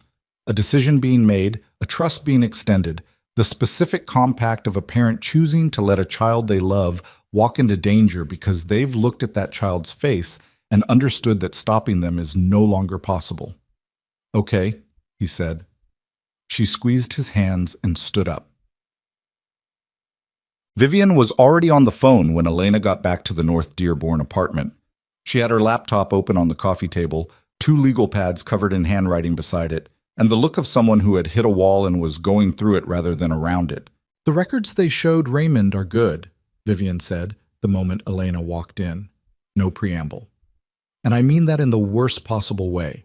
They're not sloppy fakes. Someone spent real time on them. The account structures are plausible. The transaction histories are internally consistent. The digital signatures have been spoofed at a level that required access to actual firm software. She looked up. This wasn't built in 2 days. This was built before last night, before the party. Elena stood in the middle of the room. He was planning this before the party. Before the party, Vivian confirmed. The Raymond file is insurance. Maybe it was always going to be deployed at some point. Maybe it was specifically designed for a moment when you stepped out of line. She turned the laptop to face Elena. Look at the metadata on the file. Creation date. Elena looked at the screen. 6 months ago. 6 months ago. Marcus had been building a criminal case against her father for 6 months while coming home to their shared apartment, while sitting across from her at dinner, while looking at her with those flat brown eyes and saying the ordinary things that people say to the people they're supposed to love. She sat down on the couch, not because she needed to, her legs were steady, but because she needed to think, and the room felt very large suddenly. There's more, Vivian said. Elena looked at her. Vivian set the laptop down, picked up one of the legal pads. I found Patricia Hale. And? She talked to me for 2 hours this afternoon. Vivian's voice was carefully measured, the tone of someone delivering information that they know is going to hurt, and have decided the only kindness is precision. She was Marcus's assistant for 6 years. She left in 2021 because Marcus sexually harassed her over an extended period, and when she threatened to report it, he used legal mechanisms to silence her. An NDA backed by a financial settlement that she signed under significant duress. A pause. She is not the only one. There are 2 other women she knows of, possibly more. The room was very quiet. Elena had known something, she realized. Not this specifically, but something. There had been moments, a look Marcus gave someone, a particular absence of concern for certain people, the ease with which he discarded things that were no longer useful to him. She had not named it to herself clearly. That was its own kind of damage, the willful fogging of things you suspect but can't bear to know. He's been doing this for years, Elena said. Yes, to women who had less power than me. Some of them had no power at all, Vivian said quietly. Assistants, employees, contracted workers. People he knew couldn't fight back. Elena was quiet for a long time. Then she said, "Are they willing to speak?" Patricia is. She's been waiting for someone to move first. The others, I don't know yet. It takes time. People are scared. Vivian paused. But here's the problem. Here's what I need you to sit with tonight. Elena waited. Marcus knows we talked to Patricia. Vivian set the legal pad down. I don't know how. Either he has someone watching her, someone watching me, or someone in my network who's leaking. She said it without drama, just as fact. I started getting calls this afternoon from journalists. Not about you, about me. Someone is feeding them a story about a case I handled 8 years ago, a client who later faced criminal charges. They're framing it as misconduct. It's not. The case was clean, but it's going to create noise and it's designed to discredit me before I can fully build yours. Elena looked at her. He's coming after you too. He's coming after everything connected to you. Vivian's voice was level. That's how he operates. He doesn't fight one battle. He opens every front simultaneously and bets that his opponents run out of resources before he does. She paused. He has more money, more connections, more infrastructure than we do. In a long attrition war, he probably wins. So we don't fight a long war, Elena said. No. We find the thing that ends it fast. Vivian looked at her. Dante's evidence, the financial records, the shell accounts, the Southside development. How solid is it? Ask him, Elena said. He's in the kitchen. Dante came in without being called. He'd heard it. The walls weren't thick enough to pretend otherwise. He sat in the chair by the window and looked at Vivian directly. 14 months, he said. Financial forensics through 3 shell structures. Testimony from 2 former business partners who are willing to cooperate. Bank records showing cash transfers to the alderman. Documentation on the Southside property. He paused. It's solid, but it's not in a form that can go directly to federal prosecutors without creating questions about how it was obtained. How was it obtained? Vivian said. Carefully, Dante said. That's not an answer. It's the answer I have right now. Vivian looked at him for a long moment, the look of a lawyer evaluating exactly how much of a problem something was going to be. We need it clean, or we need it to lead to something clean. A tip that triggers a legitimate investigation that finds the same things through proper channels. She tapped her pen on the legal pad. Can you do that? I can try, Dante said. I have a contact at the federal level. It's been dormant for 2 years, but I can try. He looked at Elena. It'll take a few days? We don't have a few days, Elena said. My father's attorney can slow the process, but not stop it. If those charges formalize, if he's actually arrested and processed. She stopped, pressed her fingers to her mouth for a moment, not against tears, but against the raw, functional anger of it. It'll destroy him, not the legal outcome. Eventually we'd fight that. But the public nature of it, the arrest, the photographs.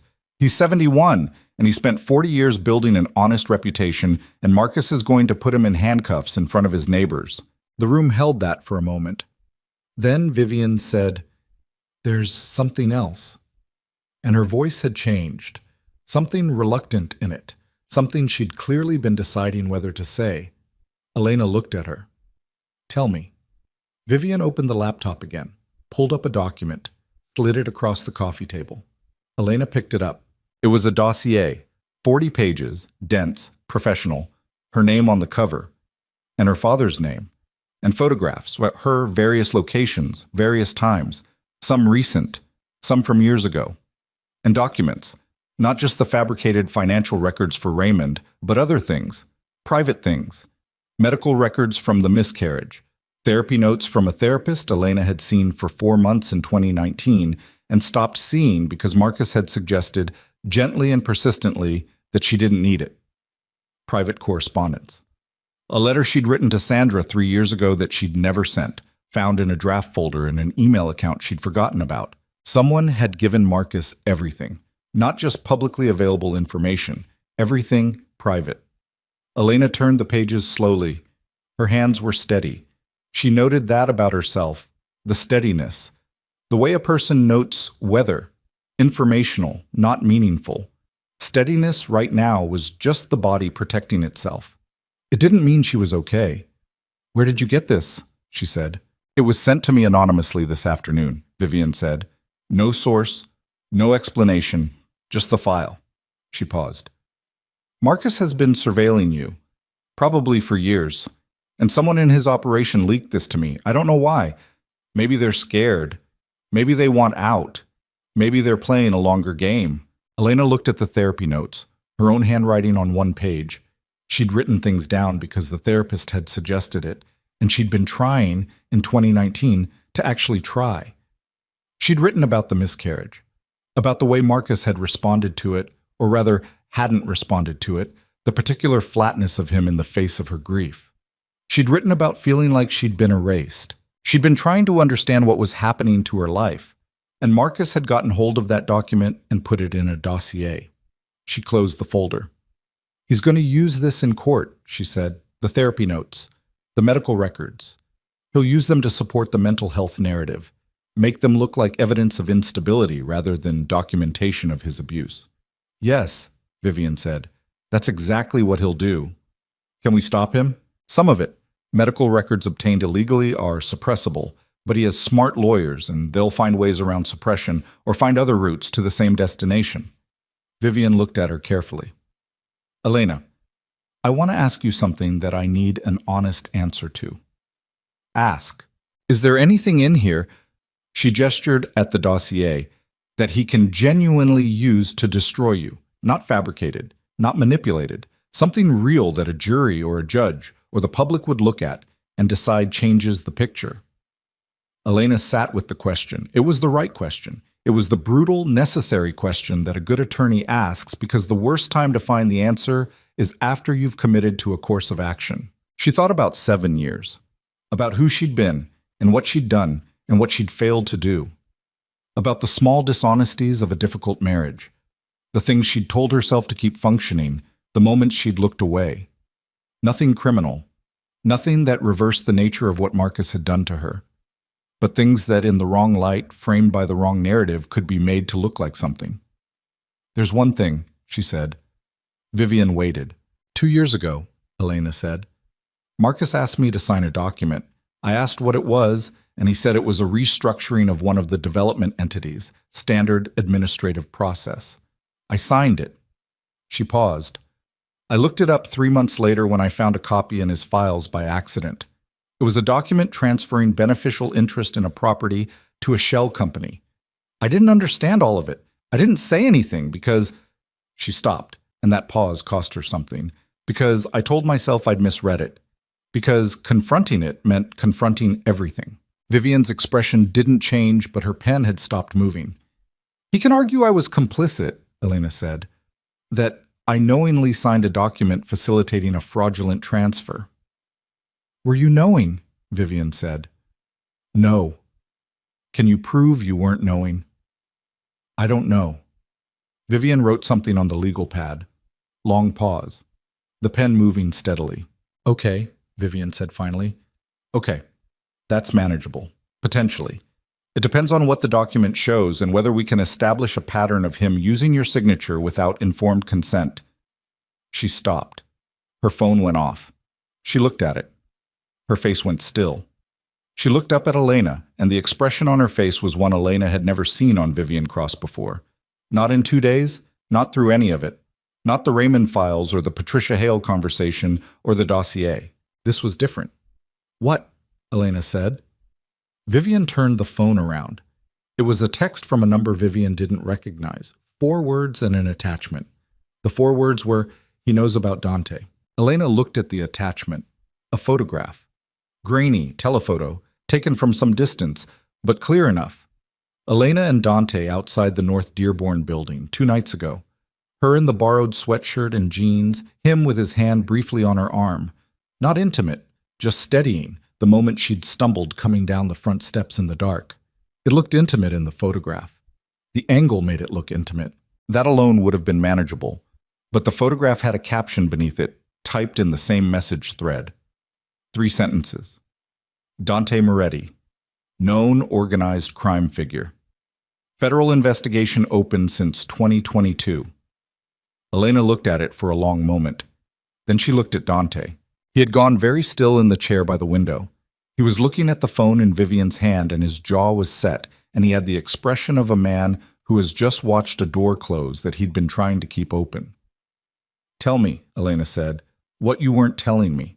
He didn't look away. That, at least. "The federal investigation. It's real. I knew about it." A pause. "I've been managing it, keeping my operations clean enough that there's nothing to actually charge. But it means there's a file on me. A file that Marcus can access through his judge in Cook County. And if Marcus uses that file, he connects you to me publicly," Dante said. "A woman claiming to be a victim of her powerful, corrupt husband is revealed to be sheltered by and operating with a known organized crime figure. The victim narrative flips.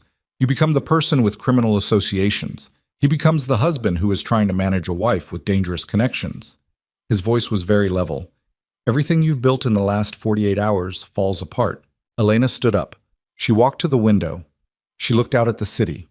The lights of it, the density of it, a million lives proceeding in every direction, and none of them knowing that in this room on the 10th floor of a building on North Dearborn, the entire architecture of her survival was being disassembled piece by piece. She had no home.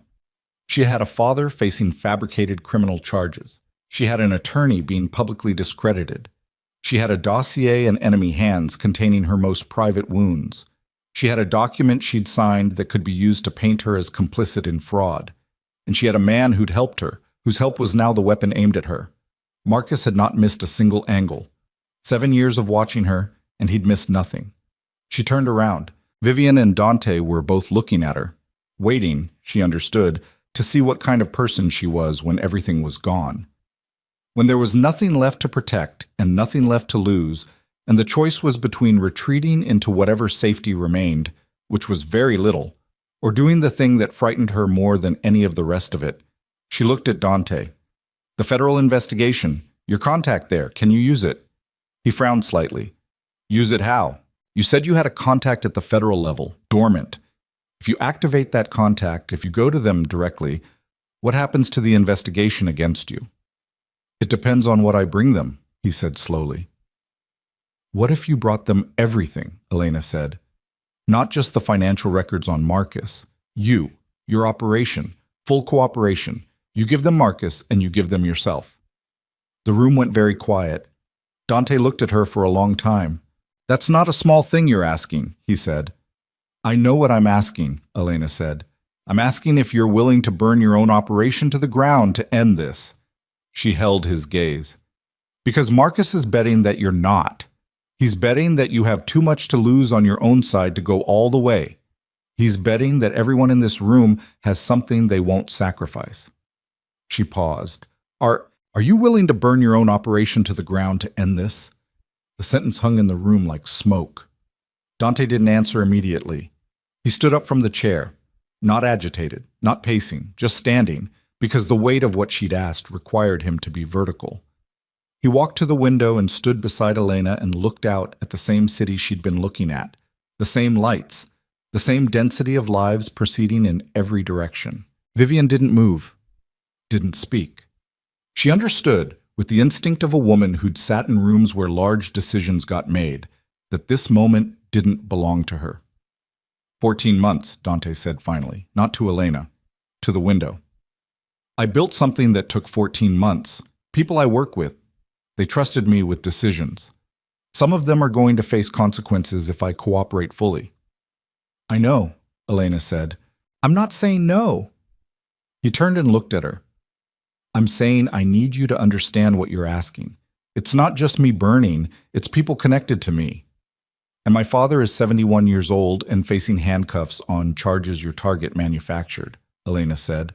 Her voice was even. Not cold, but stripped of everything that wasn't necessary. I understand the cost on your side. I'm asking you to weigh it. Dante looked at her for a long moment. His jaw shifted. Something moved behind his eyes, like, not calculation, she thought. Something that had already finished calculating and arrived somewhere harder. I'll make the call, he said. Chokis. The contact's name was Agent Carol Huang. She'd been with the FBI's Financial Crimes Division for 11 years, and she met Dante at 6 in the morning in a parking structure on West Monroe with 2 other agents and a recorder and the particular controlled energy of someone who has been waiting for a phone to ring for a long time. Elena wasn't there for the meeting. Dante had been clear about that. She needed separation, needed her involvement to remain in the civil and personal lane rather than the federal criminal lane, needed the distance. Vivian had agreed. Elena had not been happy about it, but she understood the architecture. She waited in the apartment with Vivian and a coffee she didn't drink, and the dossier open on the table in front of her, going through it page by page the way you go through something terrible. Not because it feels good, but because understanding it completely is the only thing that gives you any power over it. The therapy notes. She read them for the first time since writing them. Her own handwriting, looping and slightly cramped the way it always was when she was tired, which she had been constantly in 2019. She read what she'd written about Marcus, and she read it not as the woman who'd been trying to explain herself to a therapist, but as a reader encountering a document for the first time, and what she read was systematic, consistent, detailed in the way that people are detailed when they're trying to make sense of something that doesn't make sense. It was, she realized, a record, an unintentional, thoroughly documented record of a pattern of behavior that had a clinical name and a legal definition, and had been happening to her for years before she'd had the language for it. Vivian, she said. Vivian looked up from her laptop. The therapy notes, Elena said. Marcus wants to use them as evidence of instability, but they're also evidence of the abuse. She turned the pages toward her. Everything I wrote about is in here. The financial control, the isolation, the way he managed my access to information and people, the miscarriage and his response to it. She looked at Vivian. Can we use them first? Vivian was quiet for a moment. Her eyes moved across the pages. The rapid calculation of someone running variables in real time. It's risky, she said. You're introducing private mental health records into a public proceeding. It opens the door to cross-examination on your psychological state. Let them cross-examine me, Elena said. Let them put me on the stand and try to argue that the woman who wrote these notes was unstable. Let a jury read them. She paused. Marcus built a weapon out of my most vulnerable moments. I'm going to pick that weapon up and swing it back. Vivian looked at her for 3 full seconds. Then she wrote something on the legal pad and said, We'd need your consent formally documented, and we'd need to move before Marcus files a motion to introduce them on his terms. Get the paperwork, Elena said. I'll sign it today. Chad. Dante came back at 9:15. He came through the door and sat down on the couch without taking his coat off, and he looked tired in a way that was different from exhaustion. Tired like something had been resolved and resolution had its own weight. She took the meeting, he said. All of it. 14 months of financials. The shell structures, the Southside development, the alderman, the judge. Full cooperation agreement in exchange for consideration on my existing exposure. He paused. It's not immunity. I'm going to face things. My attorneys will manage what they can. But the federal investigation pivots, from me to Marcus. He looked at Elena. Huang is moving today. They're opening a parallel investigation using our documentation as the basis for a legitimate search. By tonight, there should be subpoenas on Marcus's primary business accounts. Elena felt something shift in her chest. Not relief. Not yet. Relief required feeling safe, and she was nowhere near safe. But something tectonic. Something that had been pressing in one direction for a very long time, beginning, incrementally, to move. My father, she said. Huang is also looking at the Raymond files. The metadata, the account structures, The digital signature spoofing. She's seen manufactured evidence before. She knows what it looks like. He met her eyes. She thinks the charges collapse within 72 hours if we give her the technical documentation showing the records were fabricated. Can we get that documentation? Vivian's already on it, Dante said. There's a forensic accountant she uses. He's been on the Raymond records since last night. He leaned forward, elbows on knees. Elena, this is moving fast now. When it moves, Marcus is going to know it's moving. He has people in enough places that he'll feel the subpoenas before they're fully served. When he does, he'll act, she said, before he loses the ability to. Yes. What does that look like? Dante was quiet for a moment. In my experience, when a man like Marcus feels the walls starting to come in, he does one of two things. He negotiates, offers something to make it stop, tries to find the exit that costs him the least, or he burns everything in reach. He looked at her directly. Marcus doesn't negotiate. I've watched him for 14 months. He's not built for it. His entire psychology is domination or destruction. There's no middle setting. Elena thought about the flat brown eyes. The patience of him. The absence of rage even when he was doing terrible things, because rage implied the other person had the power to affect you, and Marcus never granted anyone that power. He'll go for my father again, she said. Or he'll go for you. Or he'll go for Vivian. Probably all three, Dante said. Simultaneously. He'll try to collapse enough of our structure that something critical fails before we can complete what we're building. He paused. Which means we need to move first. Before he knows we're ready. Before he has time to... His phone went off. He looked at it. His expression shifted. A quick contraction around the eyes, there and gone. What? Elena said. Patricia Hale, he said. She's gone. Elena stood up. What do you mean gone? Her apartment. She's not there. Her phone is going to voicemail. He was already standing, already moving. Someone got to her. Tit. Patricia Hale lived in a 2-bedroom apartment in Pilsen that she'd moved into after leaving Marcus's employment. A deliberate choice of distance. South Side, different neighborhood, different rhythm, as far from the Voss orbit as you could get while still being in Chicago. Vivian knew the address. They were there in 18 minutes. The apartment door was unlocked, not broken, unlocked. The kind of thing that meant Patricia had left voluntarily or been convinced to leave in a hurry. Her coat was gone. Her phone was on the kitchen counter. Her laptop was open, screen dark. And when Vivian touched the trackpad, it woke up to an email draft, unsent, addressed to a journalist at the Tribune.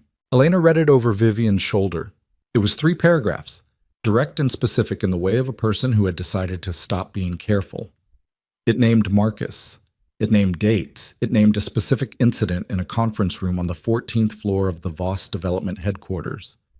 It had been started at 11:15 the previous night, just after their conversation. Patricia had written it and not sent it and left it open on her laptop when she left. She was scared, Elena said. She wrote it, and then she got scared and ran. Or someone called her, Vivian said, and she ran because of what they said. Can we find her? We can try. Vivian photographed the screen with her phone. But she's a witness we no longer control, and if Marcus has people looking for her too... A sound from the hallway. All 3 of them turned. A man in the doorway. Not a threat. Mid-50s, soft around the middle, the slightly harassed look of a building superintendent who'd been asked to check on a tenant and arrived to find the apartment full of strangers. Who are you people? He said. We're trying to find Patricia, Vivian said evenly. So's someone else, the super said. Man was up here an hour ago asking about her. Didn't look friendly. Elena looked at Dante. Description, Dante said. The super gave one. Dante's jaw tightened slightly. A recognition he didn't share out loud, not in front of the super. Elena filed the reaction. They left. On the stairs, she grabbed Dante's arm. You knew him. He works for a private security firm Marcus uses, Dante said. I've seen him twice in the last year in places connected to Voss's business. He didn't slow down. They found her before we could, which means they were watching her longer than we were. They hit the street. Chicago morning, gray and cold, a wind off the lake that cut straight through. Elena stood on the sidewalk and thought fast. The way she'd learned to think in the last 72 hours, all the weight of 7 years of performed passivity suddenly converted into something functional and fierce. She sent it, Elena said. Vivian looked at her. Vivian looked at Yab. She didn't send the email, but that doesn't mean she stayed silent. Elena pulled out her phone. Patricia talked to us for 2 hours. Before that email draft, before she ran, she talked to us. Vivian, you recorded it. The recording is 3 hours of audio, Vivian said slowly. Some of it she explicitly said she wasn't ready to have public. Call her, Elena said. Find her. Tell her what's happening and ask her directly if she'll let us use it. She looked at Vivian steadily. Don't make the decision for her. Ask her, but find her first. Vivian was already pulling up contacts, moving toward the car. Elena turned to Dante. The judge, Cook County, the one Marcus has in his pocket. Hargrove, Dante said. How much do we have on him? Enough for Huang, Dante said. Enough to make him very uncomfortable. Can she move on him today? I can ask. Ask, Elena said. Because if Marcus gets to a judge before we do, he can freeze the subpoenas, he can delay the financial investigation, he can buy himself a week, and a week is enough for him to bury my father. Dante looked at her. The wind hit them both, hard and cold. His hair moved. A muscle worked in his jaw. You understand what happens if Huang moves on Hargrove too fast, he said. If she tips her hand before everything is in place, I understand the risk, Elena said. Make the call.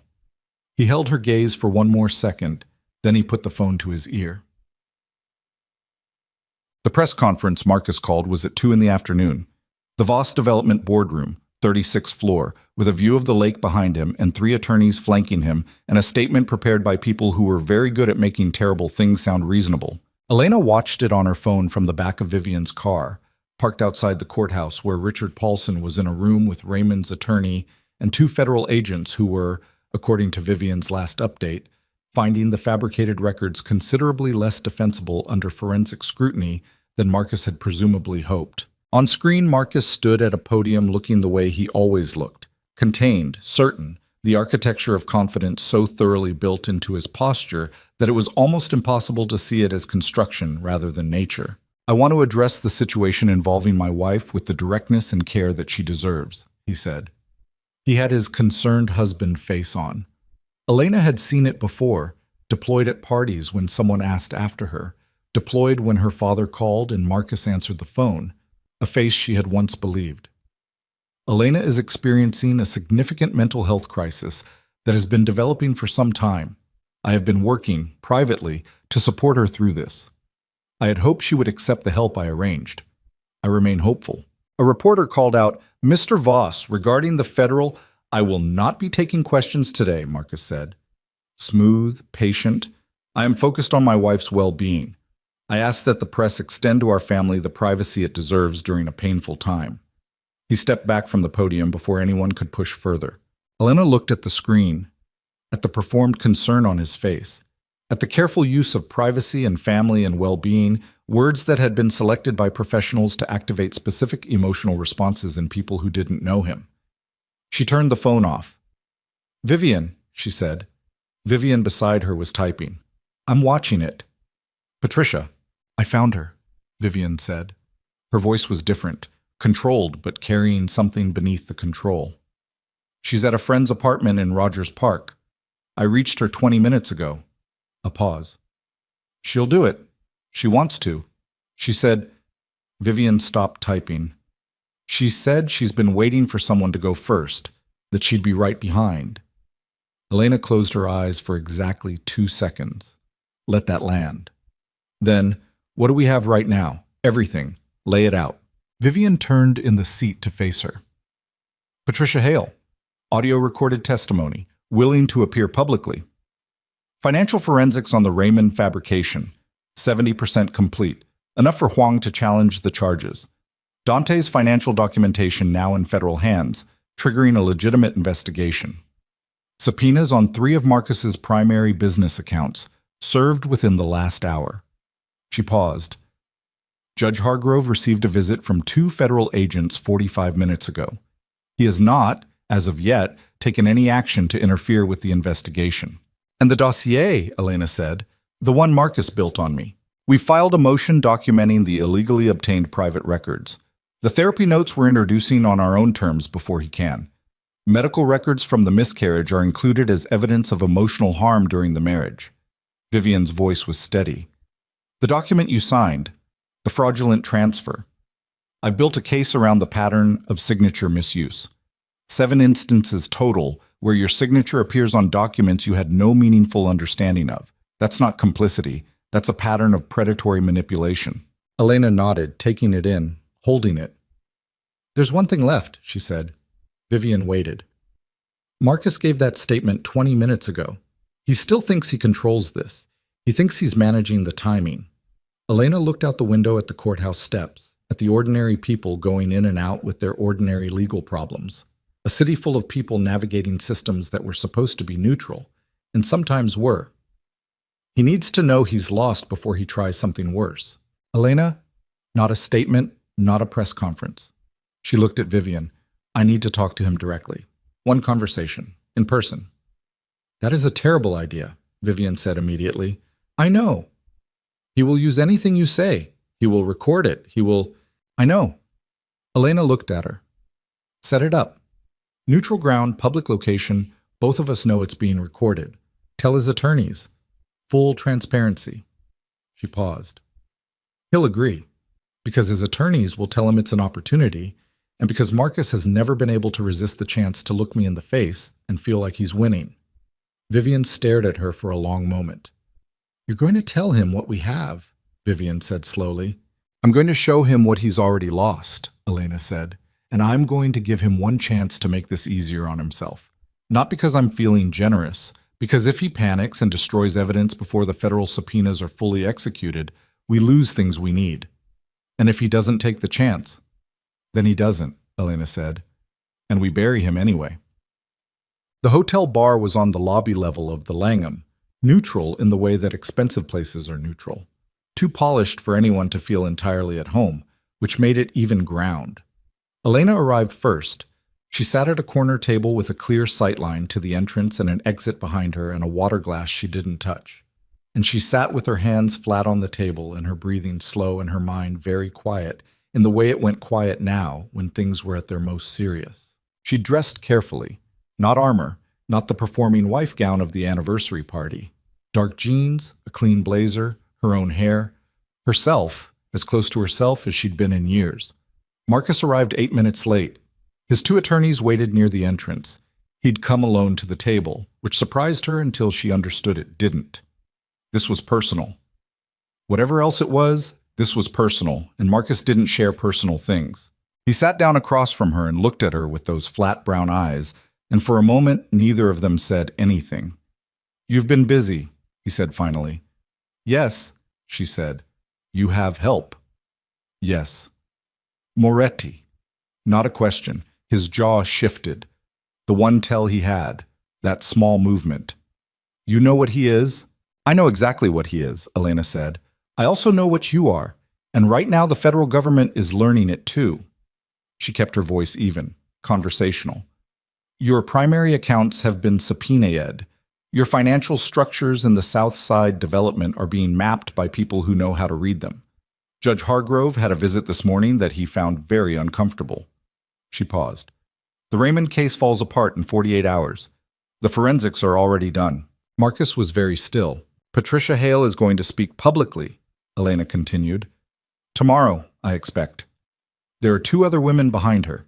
And I'm going to take the witness stand and I am going to present 7 years of documented evidence of financial abuse, psychological manipulation, and systematic isolation. I am going to present the therapy notes you surveilled and the documents you had me sign under false pretenses and the dossier you built on my most private moments. She looked at him steadily. I'm giving you this information because your attorneys deserve to know what's coming. I'm giving you one opportunity to consider an alternative to the next 12 months of your life. Marcus looked at her for a long time. The controlled face, the patient eyes. You think you've won something, he said. I think I've built something, she said, which is different. Something moved in his face. Barely. But she'd spent 7 years learning to read the barely visible things in Marcus Voss's face, And what moved there was not the thing she'd expected, not anger, not calculation. It was recognition, cold and involuntary and immediately suppressed. He looked at her like he was seeing her clearly for the first time. Not the version he'd built and managed, the actual woman. "You would have been remarkable," he said quietly, almost to himself. Elena felt the words land, felt the old familiar gravity of his regard, the particular power of having the attention of a person who'd controlled your world for years. She let it pass through her without taking hold, like weather. "I am remarkable," she said. "That's not past tense." Marcus's jaw tightened, then his phone went off. He looked at it. Something changed in his face immediately, a fast, sharp change, the first genuinely uncontrolled expression she'd seen on him. His eyes went to her face, back to the phone. "What is this?" he said. She looked at the phone, a notification visible from across the table, a news alert. She recognized the headline because Vivian had told her it was coming, had told her the journalist had the story and was filing it tonight. She'd thought tonight meant evening. Apparently tonight meant now. Exclusive. Former Voss development employees detail pattern of harassment, coercion, financial crimes. Whistleblowers speak on record for the first time. Patricia had called the journalist directly. Hadn't waited for tomorrow. Hadn't waited for anyone. Had just gone first. Marcus stood up from the table. The movement was fast, faster than she'd ever seen him move. Controlled speed rather than agitation. A man shifting from one mode to another. He looked at Elena, and the flat brown eyes were not flat anymore. They were something she'd never seen in them before in 7 years of marriage. "You have no idea," he said, "what you've started." His voice was very quiet, very precise. And under the precision was something that made the hairs on Elena's arms stand up. Not fear of him, but recognition of it. The sound of a man who has realized he has nothing left to protect and is deciding in real time whether to negotiate or to burn. She held his gaze. "Yes, I do," she said. He turned and walked to his attorneys by the entrance. She watched him say something to them in a low voice. Watched one of the attorneys pull out a phone. Watched Marcus's face in profile. The jaw, the controlled breathing, the movement behind the eyes of a man calculating at speed. Then Marcus Voss looked back at her across the lobby of the Langham Hotel. And for the first time in 7 years, Elena didn't look away first. His attorney touched his arm, said something. Marcus turned back and the three of them moved toward the exit, and then they were gone, through the revolving door, into the Chicago afternoon. Elena sat alone at the corner table with her water glass in her flat hands, and the noise of the bar resuming around her like a tide coming back in. Her heart was hammering. She noted that. The body keeping its own account.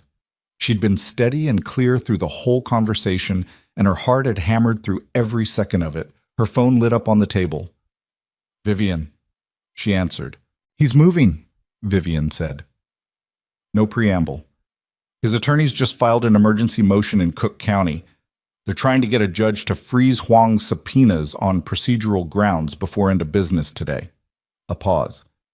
"Hargrove isn't the judge on the motion. Someone else on the roster. Someone we don't have information on. Can Huang counter it?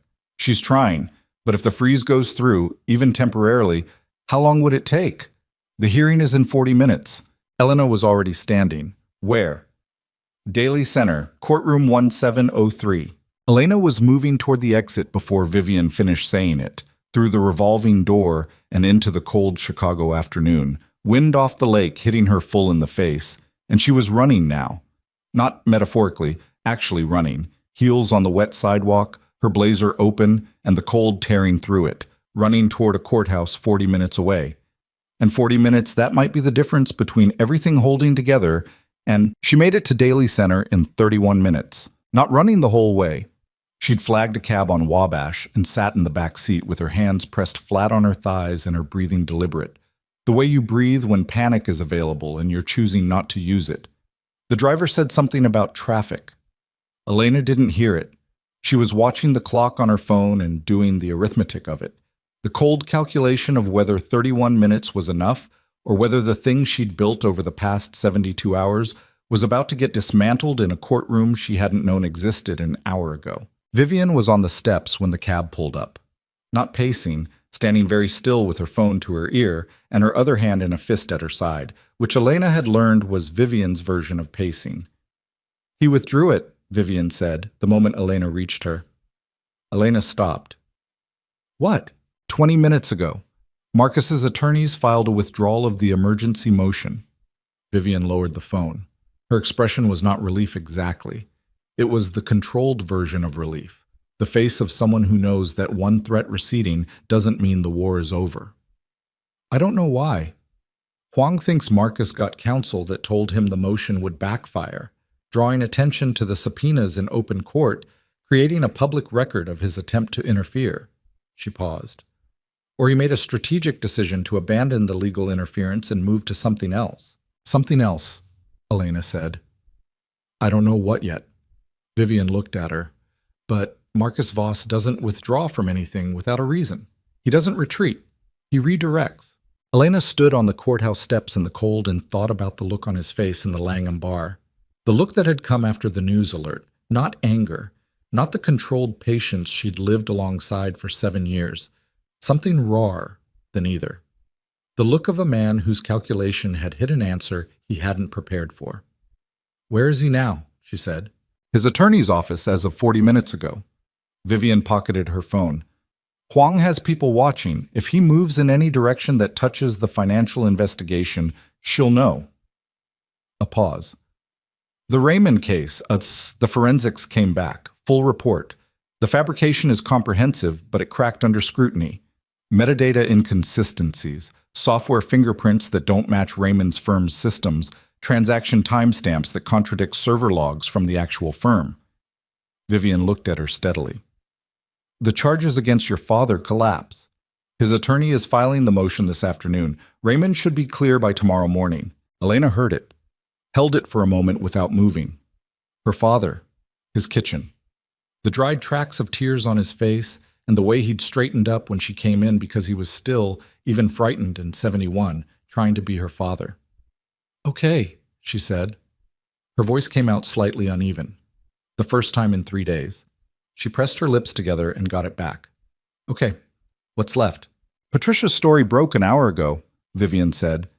"It's everywhere. 2 other women have already contacted the journalist directly. Not through us, on their own. Marcus's communications director resigned 20 minutes after the story published. 3 board members of Voss Development have issued statements saying they're reviewing their positions." She paused. "The ground is moving under him. He knows it." Elena looked up at the Daily Center, the massive brutalist face of it, the Alexander Calder sculpture in the plaza catching the gray afternoon light. This city that had been Marcus's city, his constructed domain, and was now... She could feel it shifting, could feel the weight of it redistributing, becoming something else. Contested ground. Real. "I need to call my father," she said. "Go," Vivian said. "I'll be here." Raymond answered on the first ring, which meant he'd been waiting. Elena stood at the edge of the plaza with the wind hitting her back and told him what Vivian had told her, precisely and without softening, because her father was not a man who needed softening.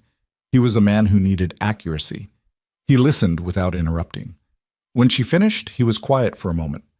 "My attorney called 20 minutes ago," he said. "He told me roughly the same thing." Another pause. "I've been sitting in my kitchen."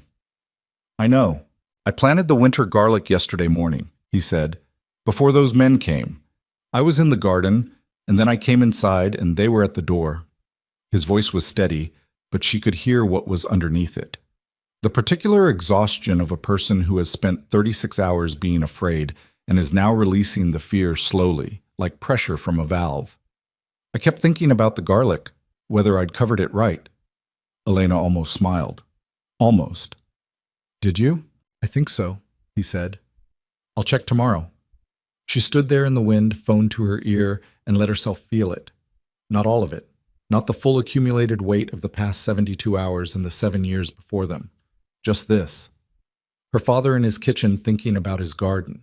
The ordinary, irreplaceable texture of a life that was going to continue. "I'm sorry," she said. "For all of it. For how long it took me." "Ellie," his voice was quiet. "You don't have that debt with me. You never did. She didn't say anything for a moment. Come for dinner on Sunday, he said. I'll make something. Bring whoever you want. She said she would. She hung up and stood in the plaza for another 30 seconds, with her eyes on the middle distance, doing the work of not crying in front of the Daily Center, which felt like exactly the wrong place for it. Then she put her phone in her pocket and went back to Vivian. The trial, when it came, was not quick. It took 7 months from the filing of federal charges to the start of testimony. 7 months of motions and counter-motions, of Marcus's legal team throwing procedural weight at every angle, of press conferences and leaked documents and a media cycle that churned the story every time it threatened to go quiet. 7 months of Elena living in a careful, reduced life, the North Dearborn apartment, then a place of her own in Lincoln Square that she found herself and signed the lease on herself and paid for herself from the settlement funds that Vivian extracted from the civil case, which was moving on a parallel track to the criminal one. 7 months of learning to sleep through the night again. Of calling Sandra, who had flown in from Seattle within 4 days of the first press conference, and sat with Elena in the Lincoln Square apartment eating delivery food and talking for 6 hours straight about everything they'd missed in the years Marcus had quietly made it inconvenient to be close. 7 months of Sunday dinners in Oak Park, which became the fixed point around which the variable weeks organized themselves. 7 months of Dante Moretti navigating his own legal exposure with the particular grim efficiency of a man who had made a calculation and was living with its full cost. His cooperation with federal investigators was genuine and thorough. It cost him. 2 of the businesses closed. One of the men in his organization faced charges that Dante's attorneys argued down but couldn't eliminate. Dante himself entered a deferred prosecution agreement. Not immunity, as he'd said, not clean, but a structure that kept him functional if he stayed on the right side of lines he'd spent his adult life moving around. Elena didn't know all the details. She knew enough. He came to Sunday dinners sometimes. Not always. Enough that Raymond had stopped giving him the careful, measuring look he'd been giving him initially and started just handing him a plate. They did not have the kind of relationship that had a clean, simple name.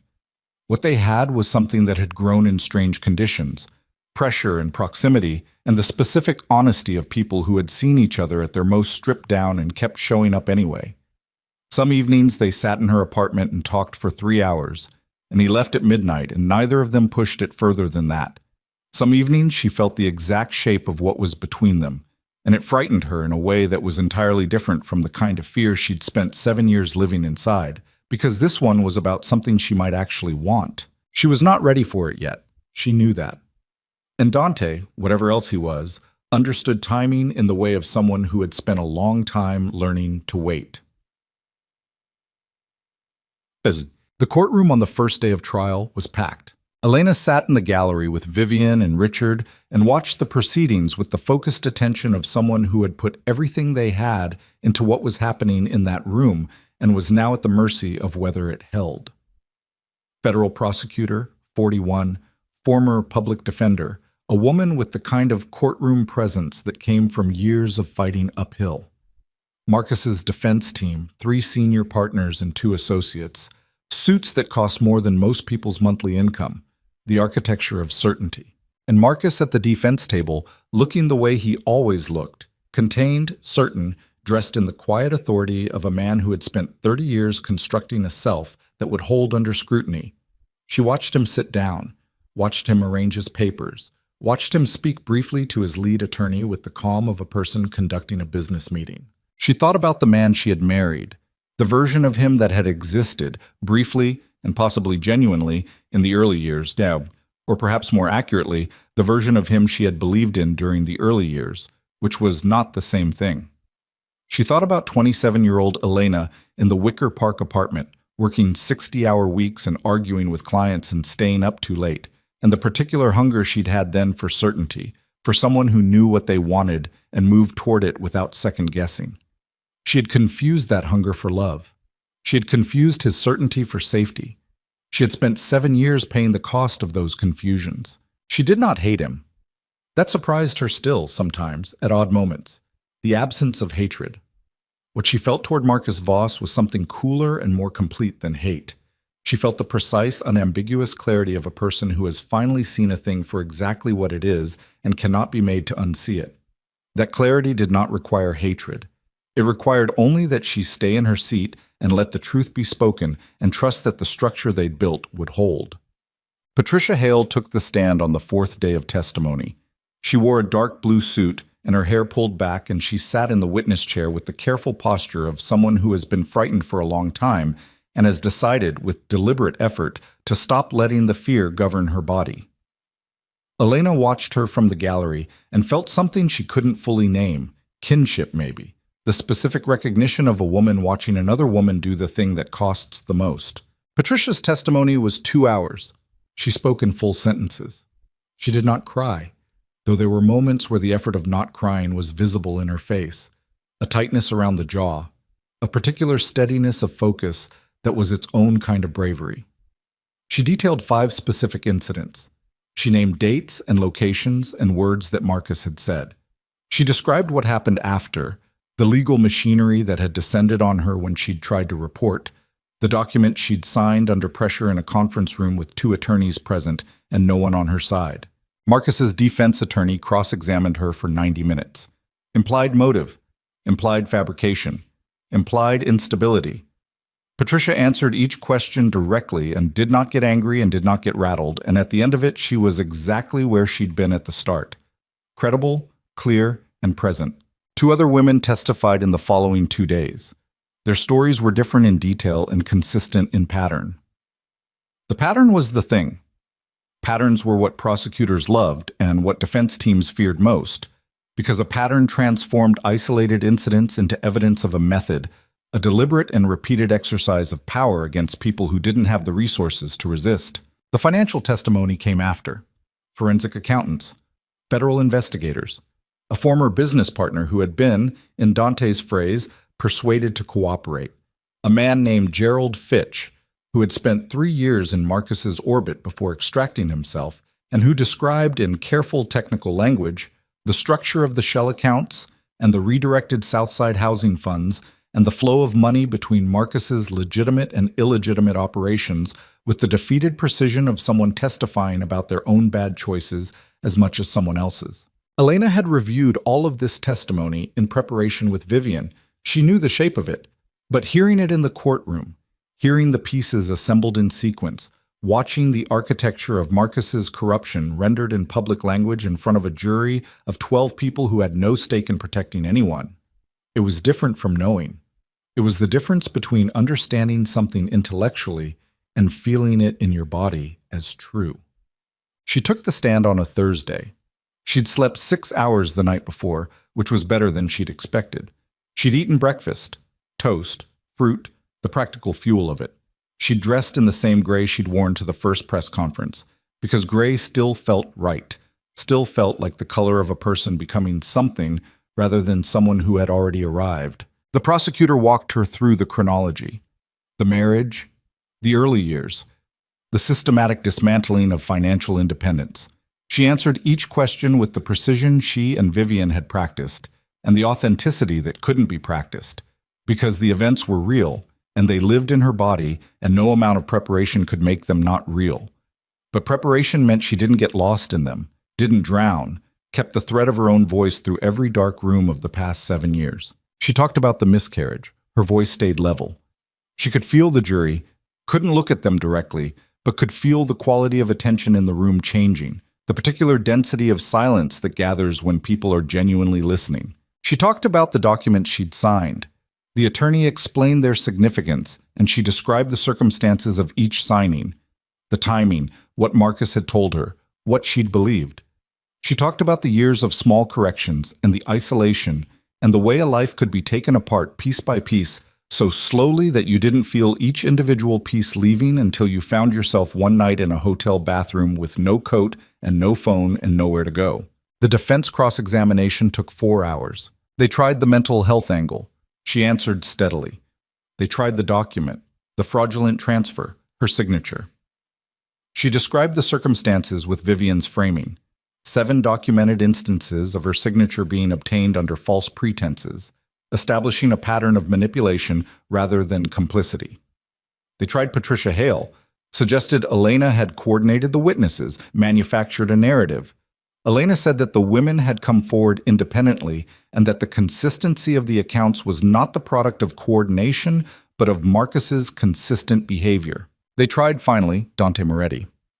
Isn't it true, the defense attorney said, standing very still in front of the witness box, that during the period you claim to have been rebuilding your life independently, you were in fact sheltered and supported by a known organized crime figure? Elena looked at him. I was helped by a person who provided me shelter for 3 nights when I had nowhere to go. That person subsequently cooperated fully with federal investigators and provided evidence that helped build this case. She paused. I was also helped by my attorney, my father, my college roommate, 3 women I'd never met who had the courage to speak, and a forensic accountant who worked 40 hours straight on fabricated evidence. You're welcome to characterize any of them, however serves your purposes. A sound moved through the courtroom. Not laughter. Something smaller and more involuntary than that. The defense attorney moved on. The jury deliberated for 11 hours over 2 days. Elena spent those hours in various states of enforced normality. Coffee with Vivian, a long walk along the lake with Sandra, a Sunday dinner at her father's where Raymond made pasta, and they talked about everything except the trial with the specific determined normalcy of people refusing to let waiting swallow them whole. She slept badly both nights and didn't pretend otherwise. And when the call came on the second afternoon, she was sitting at her own kitchen table in Lincoln Square with her hands wrapped around a mug going cold, and she answered the phone, and Vivian said the 2 words, and Elena sat very still for a long moment, and then said, okay, and hung up. Guilty. All counts. She'd known it was the likely outcome. The evidence had been overwhelming by any honest measure. And still, the word landed in her body like something physical. Not triumph, not the exhilaration she might have expected, but something quieter and more complicated. The quiet of a weight finally set down, the body taking a breath it had been withholding for a long time. She sat at the kitchen table for another 10 minutes, not doing anything. The afternoon light came through the window and moved across the floor in the slow way it did at this time of year. Low angle, pale gold, the particular light of late autumn in a city that would go gray soon and stay gray for months. She sat in it and let it be what it was. Then she got up and called her father. The sentencing hearing was 3 weeks later. 32 years, federal guidelines. Marcus stood when the judge read it, and he looked the way he'd always looked. And that was the thing Elena took with her when she left the courthouse. Not satisfaction, not grief, but the strange finality of watching a man receive the consequence of being exactly what he was. He hadn't broken down. He hadn't performed remorse. He'd stood and absorbed the sentence with the same controlled certainty that had been his defining feature for 30 years.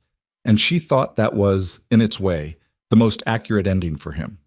He would carry himself into whatever came next the same way he'd carried himself through everything. Certain that he was the most important person in any room, certain that the story was primarily his. The story was not primarily his. She walked out of the courthouse into a November afternoon, cold and clear for once. The sky a hard, specific blue. Vivian was beside her. Richard was behind her. Her father, who had come for the sentencing, was on her left, walking carefully on his bad hip. At the bottom of the steps, Dante was waiting. He stood with his hands in the pockets of his dark coat, and when she came down the steps, he looked at her with those gray-green eyes and didn't say anything immediately, didn't move toward her, just waited, the way he'd always waited, with the patience of someone who understood that things arrived in their own time, and pushing them didn't make them come faster. "Hey," she said. "Hey," he said.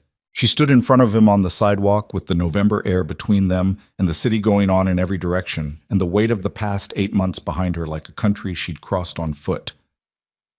"How do you feel?" he said. Not performing the question, actually asking. She thought about it. "Like I've been carrying something for a very long time, and I just put it down and my arms don't know what to do with themselves yet." He nodded. That slight shift in his expression, the thing adjacent to a smile that was as close as he generally got. "What happens now?" he said. "I don't know yet," she said. That's the first honest answer I've given to that question in 7 years. She looked at him. "What happens with you?" "The deferred prosecution runs 18 months. Clean. My attorneys think it holds."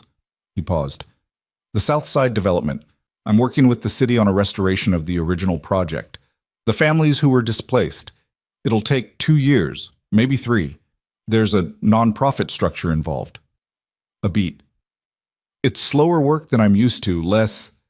He seemed to look for the word decisive. Is that hard? Yes, he said. It's also better, I think.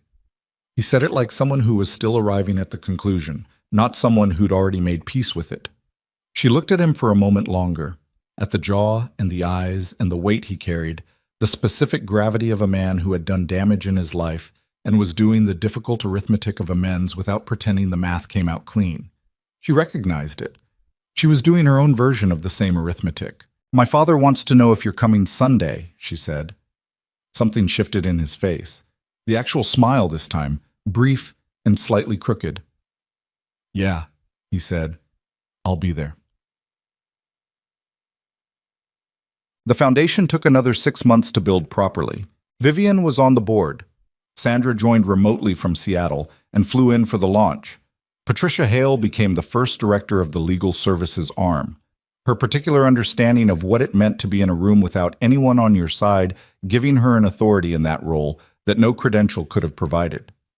Elena had asked her directly, standing in a coffee shop in Pilsen near Patricia's apartment, and Patricia had looked at her for a long moment and said yes in the quiet voice of someone who had found, after a long time in the dark, a room with a door that opened from the inside. They called it Open Door. Not for the metaphor of it, Elena was skeptical of organizational metaphors, but because the thing it actually did was practical. It opened doors. Legal aid for women with no money navigating systems designed to favor people with money. Housing resources for women who had nowhere to go at 2 a.m. in a rainstorm. Financial counseling for women whose independence had been systematically dismantled and who needed, at the most basic level, someone to sit with them and explain what they actually had and what they could actually do with it. The first year, they served 240 women in the Chicago metro area. The second year, 490. Elena went to the office most days, not the corner office. She'd given that to Patricia. She worked from a desk in the main room, near the door, where she could see people come in and see the look on their faces when they crossed the threshold, that particular mixture of terror and exhaustion and the very small hope that they'd managed to keep alive under everything. She recognized the look. She knew it from the inside. On the second anniversary of the sentencing, she stood in a conference room in the Foundation's offices on the north side and looked out at 30 women who were there for a workshop on financial independence. Various ages, various circumstances, various points in the long, difficult work of rebuilding. Some of them had been in the system for months. Some of them were new, still carrying the tightness of the first weeks, the wariness of people who'd been burned by kindness before and weren't sure yet whether this was different. She told them her story. Not everything, not every detail. She'd learned the discipline of what to include and what to leave in private, the understanding that a story offered in service of someone else had to be shaped for them, not therapeutic catharsis for the teller. She told them what mattered: the necklace, the sidewalk, the diner, the long, slow work of understanding what had been done to her, and then the longer, harder work of doing something about it. She told them that the doing something part had required help. People with specific skills, specific courage, specific willingness to stand in the fire. She'd had that help, and she knew not everyone did, and that was why the room existed. She told them that the hardest thing she'd done in the past 3 years was not the courtroom, not the testimony, not the months of legal process, or the media, or the scrutiny, or the moments when Marcus's attorneys had put her most private wounds on a table in public and tried to weaponize them. The hardest thing had been learning to trust her own judgment again, after years of it being quietly, persistently told it was wrong, her opinions, her instincts, her sense of what was real. Learning to trust that the thing she perceived was actually there, that the experience she was having was actually happening, that she was not in fact unstable or insufficient or lucky to be managed by someone who knew better. She didn't say it as a lesson, she said it as something she was still working on, because the women in that room didn't need a person who'd arrived somewhere complete and was looking back down at them from the summit. They needed someone who was still climbing, still making mistakes, still waking up some mornings with the old familiar gravity and having to choose, deliberately and with effort, not to let it govern the day. When she finished, there was a quiet. Not uncomfortable. The quiet of a room where something real had been said, and people were holding it. Then a woman in the second row, young, maybe 25, with the particular careful stillness of someone who had learned to take up as little space as possible, raised her hand and asked, "Did you know it was going to work? When you walked out of that party? Did you know any of it was going to work?" Elena looked at her. "No," she said. "I had no idea. I had no phone, no money, no coat. I had a dress that was already ruined." She paused. "I had the decision. That was the only thing I had that was actually mine." The woman nodded slowly. Something moved in her face that Elena recognized. The incremental loosening of something held too long. "The decision was enough," Elena said.